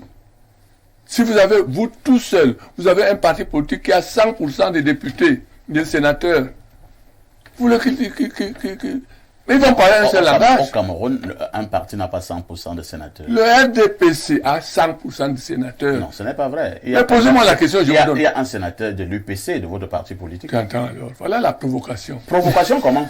L'UPC a donné les candidats qu'il voulait qu'ils soient nommés ou investis. Comment nommés, qu'ils soient nommés. On a laissé les candidats que l'UPC a proposés. On a botté vos propositions. On est allé chercher quelqu'un et on lui a donné devant son nom UPC. C'est quoi ça? Quand vous allez voir en 2025 que ce monsieur-là, on lui dit, mais constitue aussi une liste. Toi aussi, c'est toi qui es le sénateur en fonction. Tu peux aussi présenter les candidats aux élections législatives. Et que le candidat, le secrétaire général de l'UPC, lui présente normalement les candidats de l'UPC. On va dire, l'UPC n'est pas sérieuse. Il y a plusieurs listes pour un parti politique. Voilà comment ça s'est fait. On cherche. Quand vous entendez le SDF se plaindre, quoi que c'est la rigolade, vous proposez des gens. On va chercher quelqu'un, on colle sur son nom l'étiquette UPC. C'est normal ça? Donc, moi, je pense que nous ne pouvons pas... Est-ce qu'on va donc dire que le président de la République, pour le cas justement de l'UPC, qu'il a été trompé? Oh, Haïti m'amène à dire quelque chose sur le président de la République. Mais je refuse de dire ça aujourd'hui. Okay. Parce que je lui ai déjà dit ça à Haïti. Ici. Kodor nous a dit, en faisant un meeting à l'hôtel du Plateau, que lorsqu'il faisait, moi je répète la phrase de Kodor, lorsqu'ils faisaient le premier baccalauréat. Parce qu'après le premier baccalauréat, ils allaient fréquenter en Europe, en France, avec les jeunes Français. Et on voulait qu'ils aient à peu près le même âge que les jeunes Français avec qui ils vont fréquenter. On enlevait sur leur âge 5 ans, y compris le président actuel. Je cite Korok. Y compris le président actuel. Ça veut dire que quel rapprochement que vous voulez faire? Je veux dire. Moi, je ne comprends pas. Si quelqu'un a 95 ans, il a le même réflexe que lorsqu'il avait 40 ans. Quelqu'un qui a 95 ans ici, tu es un homme, un garçon intelligent. Ne regarde pas comme si tu étais surpris. Quelqu'un qui a 95 ans n'a plus les mêmes réflexes, on peut facilement le tromper. Il ne peut pas s'élever facilement. Mais il y a la force de l'expérience. Il y a aussi l'âge qui pèse aussi dans son expérience. L'âge qui pèse. Tu ne peux pas accepter qu'un parti politique ait 100% des députés, des sénateurs. Une démocratie. C'est démocratique. C'est le multipartisme. Et les gens qui militent dans le RDPC, ils n'aiment même pas ces partis. Ils n'aiment pas ces partis. Donc moi je pense que, quand tu me demandes, lorsque nous étions à l'Assemblée, je donne un exemple. Nous ne voulions pas faire la déclaration de manifestation au sous-préfet. On On a été battu, on était 18 députés. Je me suis battu, je ne voulais pas parce que je savais ce qui va aller arriver. Très bien. Et maintenant, quand vous faites... que je chute, oui. encore, quand tu m'invites ici, papa, invite-moi lorsqu'il y a des problèmes politiques. Je voudrais dire des choses au régime actuel. Un mauvais régime. Alors, un mauvais régime. Un mauvais régime. Mais vous êtes pourtant parti allié, hein? L'UPC n'est pas un parti allié au RDPC? Dis donc, comment on peut dire qu'on est allié? Tous les secrétaires généraux de l'UPC le disent. Hein. Moi, ils m'ont déçu, hein, les deux. Les secrétaires généraux? Oui, je suis sûr. Ils disent qu'ils sont alliés au RDPC. Attends, il y en a Comment après, on dit qu'ils n'aiment même pas les Bassa. Est-ce qu'on peut donc être allié à ce que vous appelez un mauvais régime? Je m'appelle UPC. Ouais. On peut m'appeler normalement UPC. Ouais. Bon, quand tu me vois ici, je sais ce que c'est que l'UPC. Je suis à l'UPC depuis 1967. Mais je ne me suis pas contenté d'être là. J'ai appris. Je connais l'UPC. Ton type là, tu dis deux secrétaires généraux. Il y a un seul qu'on a élu en 2017. C'est pas lequel encore. Lui aussi, il a dit qu'il est allié au RDPC. Je vais te dire aussi. Nous avons trouvé que Kodor avait signé une alliance. Kodor avait mal fait d'ailleurs. Attends, ouais, je t'ai dit qu'il a bien fait. Kodor avait mal fait. Mais tu veux que je dise tout à la fois, je ne peux pas tout dire. Kodor avait mal fait de signer cette alliance. Mais Kodor n'est plus. Et de temps en temps, quelqu'un dit toujours que notre alliance. Nous n'avons plus depuis Kodor signé d'alliance avec le RDPC et nous ne devons pas en signer. Moi seulement, je m'y opposerai catégoriquement. Donc, je vais te dire une chose. Nous avons un secrétaire général que nous avons élu. Chez nous, on élit au moins. Bon, alors on a élu un. Et les autres ont nommé le leur qui s'appelle Paul Paul. J'ai vu l'autre jour qu'il a fait une émission, là, 90 minutes pour convaincre d'une autre chaîne de télévision. Je ne vais pas venir faire la campagne de cette chaîne ici. Mais j'ai demandé qu'on m'accorde un droit de réponse. Je vais le finir. Oui. Parce que qu'on lui a laissé un sac, machin. Voilà, mais qu'on lui a laissé une résolution. Qu'il aille d'abord. Mais tu es quand même d'abord d'accord que Kodor lui a laissé un sac? Non, ce que je te dis, c'est que Kodor lui a laissé. Non, Kodor lui a laissé un sac. Donc, tu es d'abord quand même. Tais-toi. Ce que Kodor lui a laissé, c'est une résolution signée de Kodor. Qu'il régularise d'abord sa situation avec le MLJC pour venir à l'UPC. Merci beaucoup. Hein. C'est vrai que ce n'est pas un sujet. Mais je souhaite que lorsque tu vas m'inviter. Voilà. Nous parlons des nids de poules ce matin. Mais les nids de poules, je veux dire que quand je vais parler des nids de poules, Blérion Mohamed m'a déjà donné un exemple là-bas à Mbombo. Quel nid de poules il y a là-bas? Il n'y a pas de route, il n'y a plus de route là-bas. Quand tu dis à un taximan, Mbombo et Somba. Et Somba. Et Somba, c'est la magie. Quand tu lui dis ça, hey, il ne veut pas passer par là-bas. Je vais te laisser au carrefour là en bas, mais je ne monte pas là-bas. Là-bas, on doit faire comment? Ce n'est pas les électeurs de RDPC qui sont là-bas. Moi, je pense pour ma part que les nids de poules, comme disait Desrieux, ne parlons pas des nids de poules, parlons d'absence de route utilisable. Il n'y a pas de route utilisable. Merci beaucoup. Quand vous allez à Douala, dans les bus, tout à l'heure quand je venais ici, la voiture m'a mené, faisait entrer dans les trous. Oh, j'ai dit, mais il ne peut pas éviter les trous. Le type m'a entendu dire ça. Il me dit, papa, quand je vais éviter celui-ci, l'autre est à droite. L'autre est à droite. Il me dit, comment je vais faire? J'étais obligé de sourire parce qu'il m'a coulé parce qu'il ne pouvait plus rien dire. Donc, je pense pour ma part que tout ça, les nids de poules, les trous, machin, c'est le mauvais régime. C'est le mauvais régime. Un régime que l'UPC soutient. Je vais te dire quelque chose. Ici, j'allais oublier. Si tu vas au ministère des maisons, comment vous appelez chez Yéba ici? Yéba ici. Des domaines et des affaires foncières. Domaines et affaires foncières.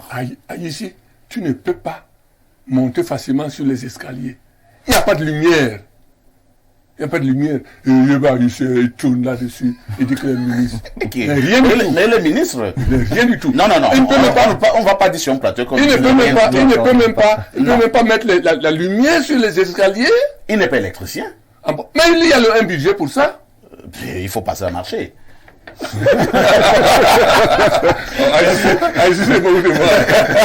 Bernardo Basson, lorsque nous avons ces images, que notre réalisation ne fait que nous envoyer à l'antenne en 2023, et vous êtes dans un pays qui s'appelle Cameroun, est-ce que ça fait sérieux? Bien sûr que ça ne fait pas sérieux. Alors, La situation est d'autant plus alarmante que nous nous trouvons là en saison pluvieuse. Et forcément, en saison pluvieuse, ces creux sur la voie publique ou sur les voies privées se retrouvent bondés d'eau et créent beaucoup de conséquences. Moi, particulièrement, j'en suis particulièrement affecté à plusieurs niveaux parce que il y a de cela quelques jours, ma sœur a été victime d'accident sur la moto à Emombo, justement, où elle a perdu sa chaussure, elle a perdu de l'argent, plus de 100 000, elle a perdu ses bijoux, etc. Oh là là. Oui, parce qu'elle est tombée de la moto. Une de mes sœurs que M. me connaît très bien d'ailleurs, qui d'ailleurs me regarde, d'ailleurs dit bonjour à Chewbacca de ma part, elle me regarde Je certainement. la connais très bien.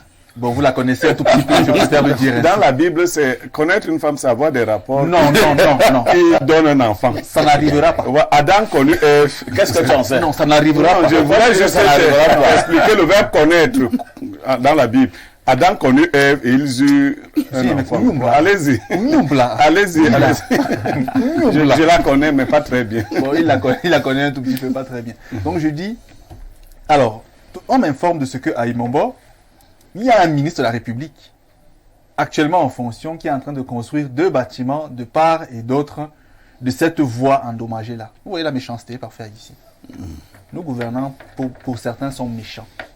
Ça ne coûte rien de bitumer, de rendre viable une telle route.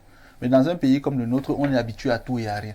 Donc je pense que pour le moment, ce qu'il faut faire, c'est quoi? Et Mombo est coupé depuis des Il années. n'y a pas que Mombo. Même Mimboman, petit marché, château là, il y a un petit tronçon de 7, 8, 10, 15 mètres. Monsieur Niemek, chaque matin, on passe par là. Depuis des années.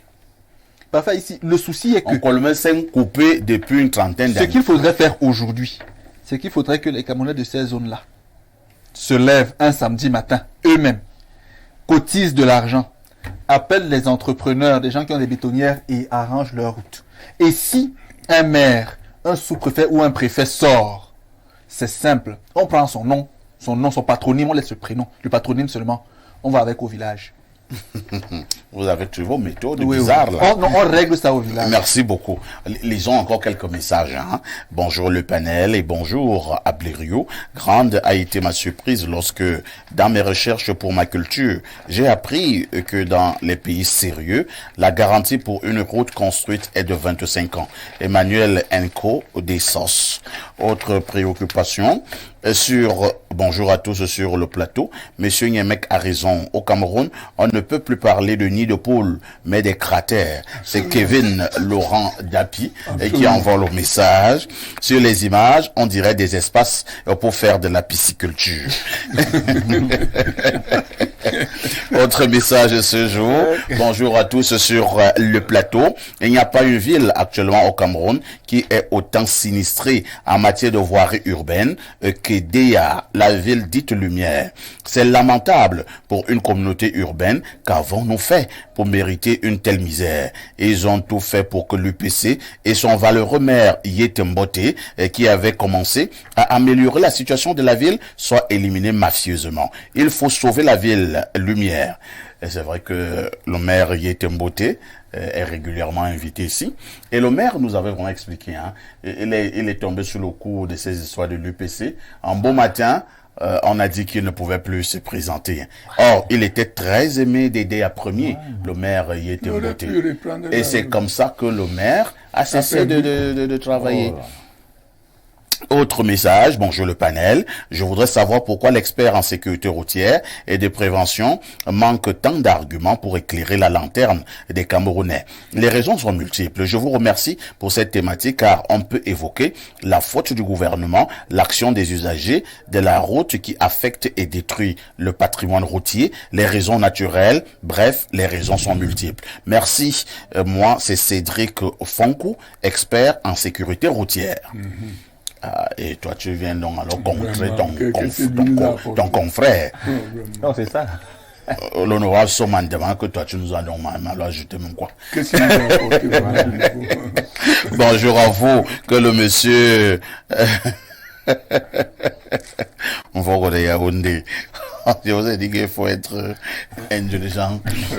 Bonjour à tout le plateau très beau dans vos tenues. S'il vous plaît, demandez à votre expert d'éviter l'usurpation de titres car il ne représente pas valablement notre corps de métier car aucune promotion des experts en sécurité routière n'est encore opérationnelle. Nous n'acceptons pas être ainsi humiliés tant sur le plan de l'expertise que sur le plan vestimentaire. Maxime Mbida, étudiante, expert en sécurité routière à l'Institut sous-régional de sécurité routière et de recherche. Elle-même se dit experte alors qu'elle dit qu'il n'y a pas c'est là, moi, je voulais donc... expert au Cameroun. Parce que là, je vois, il y a une contradiction. Non, elle a quand même dit qu'elle est... Oh là là, mais c'est terrible. Ma chérie, bonjour. Est-ce que c'est la première promotion, non? Hein? C'est la première promotion? Mais elle dit que c'est pas encore... Mais pourquoi vous en voulez à mon expert ce matin? Non. Pourquoi vous en voulez à mon expert? Bon, elle a dit quelque chose que tu n'as pas lu. Voilà. Qu'il y a sur le plan vestimentaire, peut-être qu'il aurait dû... On pense qu'il aurait dû s'habiller autrement. Oui, on peut le penser. Lui-même le pense aussi. Lui-même le pense aussi. Lui-même. Oui, mais il le pense. Vous pensez que c'est un enfant naturel? Bon, mais c'est que Lisons, je vous amène au 226. Il s'agit du Burkina Faso. Salut le plateau. Basson veut-il parler de Yuri Gagarin, le russe, le premier homme à être envoyé dans l'espace? Parfait. Les images là sont d'où? Au Cameroun. C'est incroyable. Paul depuis Ouagadougou. Exactement, je parlais de Yuri Gagarin qui a effectué le premier vol le 12 avril. Il a bien compris. En fait, il veut nous amener. Bonjour à tous sur le plateau, surtout à vous, le sac de modérateur de tous les temps. S'il vous plaît, j'ai besoin du numéro du Bantou, Pierre Niemek. J'ai les cravates pour lui. Merci de lire mon message. Armel depuis Yaoundé. D'accord. C'est vrai que Blériot en a déjà une centaine, mais il ne refuse pas. C'est vrai que je réponds à la place de Blériot. Blériot, toi, tu es encore vivant. Toi, me réponds. Tu as le droit de répondre à ma place. On ne refuse pas un don. Voilà. Autre message ce jour. Alors, qu'est-ce qu'on fait là? Alors, pour le numéro de Blériot, appelez-moi après l'émission.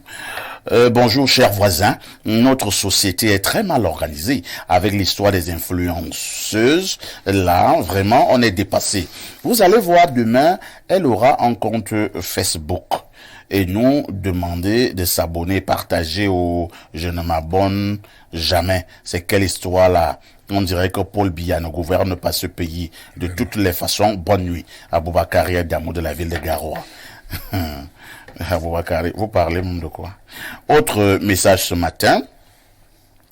Parfait, les problèmes de route sont terribles dans notre pays. Je suis d'accord avec monsieur Niemek. La plupart des routes au Cameroun sont en piteux état. Ce ne sont plus des nids de poules, ce sont des espaces minés. Je crois qu'ils ont raison. Les espaces minés. Vous connaissez les conséquences des mines. Heureusement que les démineurs sont là. C'est Simon Marius Mba. Pierre, je recommence par notre ami Joël Hervé Londji.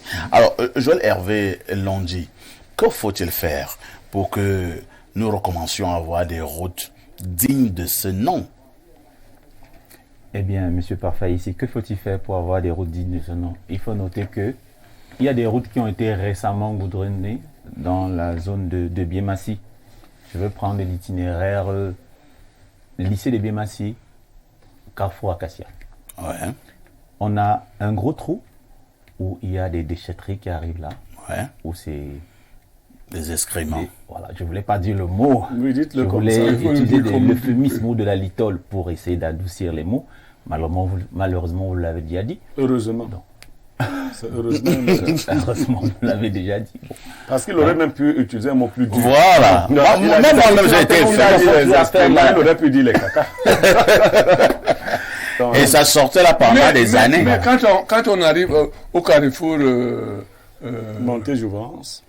Quand on descend, il y a un endroit là qu'on appelle Carrefour Caca. Oui, tout à fait. Oui, au niveau de... Avant d'amorcer la montée de Jouvence. Exactement. Pour aller à Mendon. Exactement. Il y a un endroit là qu'on appelle Carrefour Caca. Mais quand tu arrives à cet endroit, c'est vraiment le Carrefour Caca. Voilà. Et les taximens, les gens qui prennent les véhicules disent bien Carrefour Caca. Voilà. Tout le monde le sait. Donc, pour revenir à la question... Et c'est le Cameroun.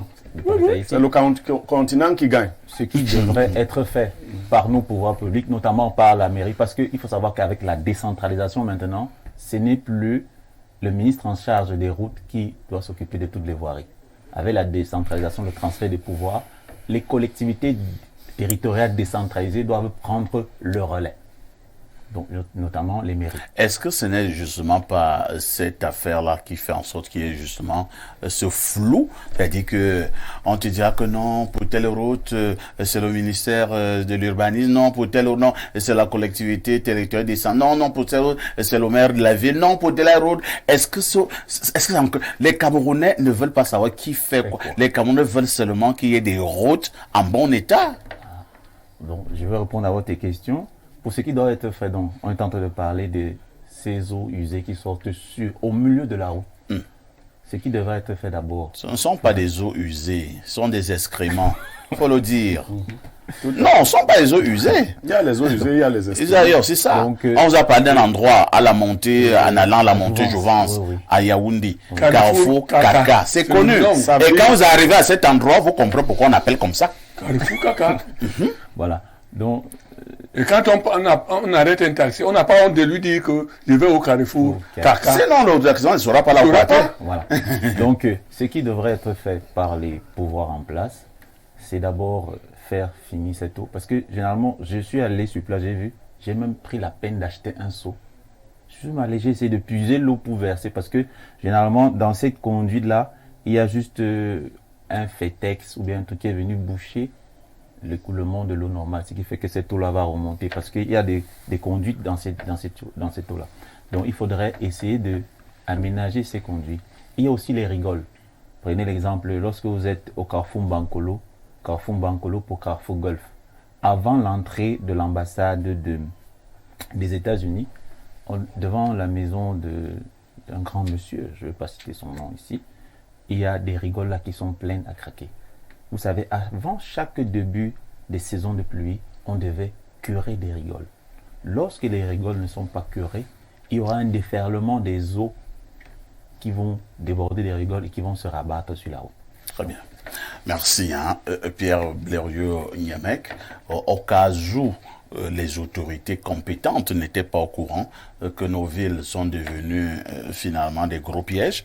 Peut-être nous avons fait notre job ce matin pour leur dire que nous n'avons plus pratiquement de route. Tout est bouclé. Non, c'est ce qu'on appelle une absence de patriotisme. Comme ils roulent dans des voitures de demain, qui coûtent des centaines de millions. Des gros 4x4. Les voitures de demain. Ils préfèrent conserver les routes d'hier. Cela leur correspond très bien. Ils n'ont aucune gêne à voir cela. Mais c'est un manque de patriotisme pour les Camerounais eux-mêmes.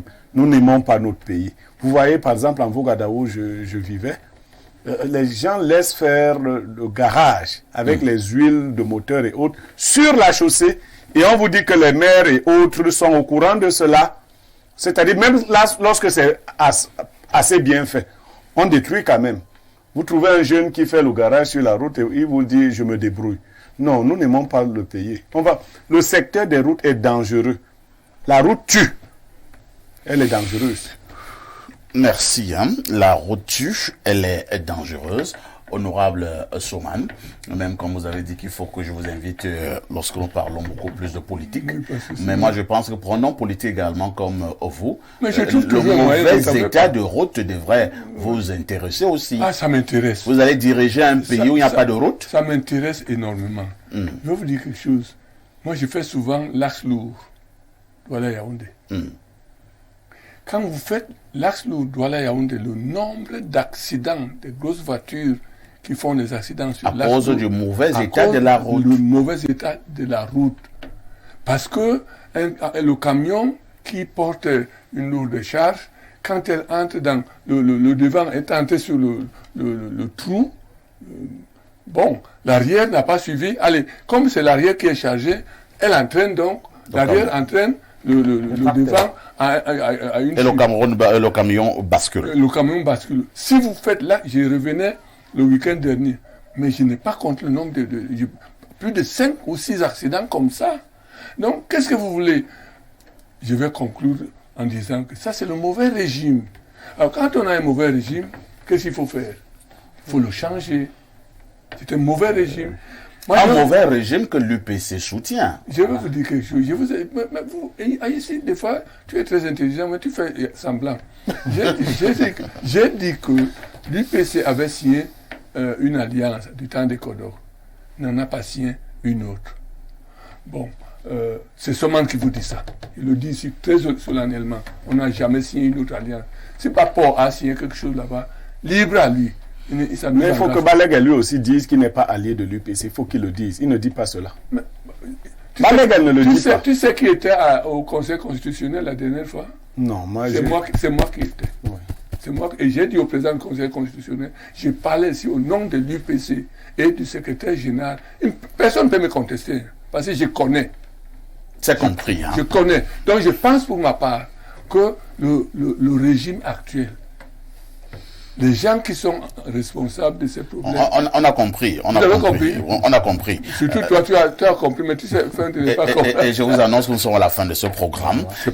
Raison pour laquelle nous allons remercier Joël Hervé Londji, l'ami des téléspectateurs de ce matin, et qui est expert en prévention et sécurité routière. Merci à Pierre Blériot, il restera notre consultant. Merci à Bernardo, notre invité permanent. Merci à l'honorable Soman, ancien député de l'Union des populations du Cameroun, UPC. Ne ratez pas votre journal La Vie Journée dans quelques minutes. Ce soir, à partir de 21h, vous allez retrouver Patrick Bala dans son débat de sport. Il s'agit de Affiche Sport. Mais vous aurez déjà eu nos 2 journaux télévisés, le 19h en anglais et le 20h en français. La rediffusion de ce programme, c'est tous les soirs à partir de 22h30. Avec tout ceci, que faites-vous encore ailleurs?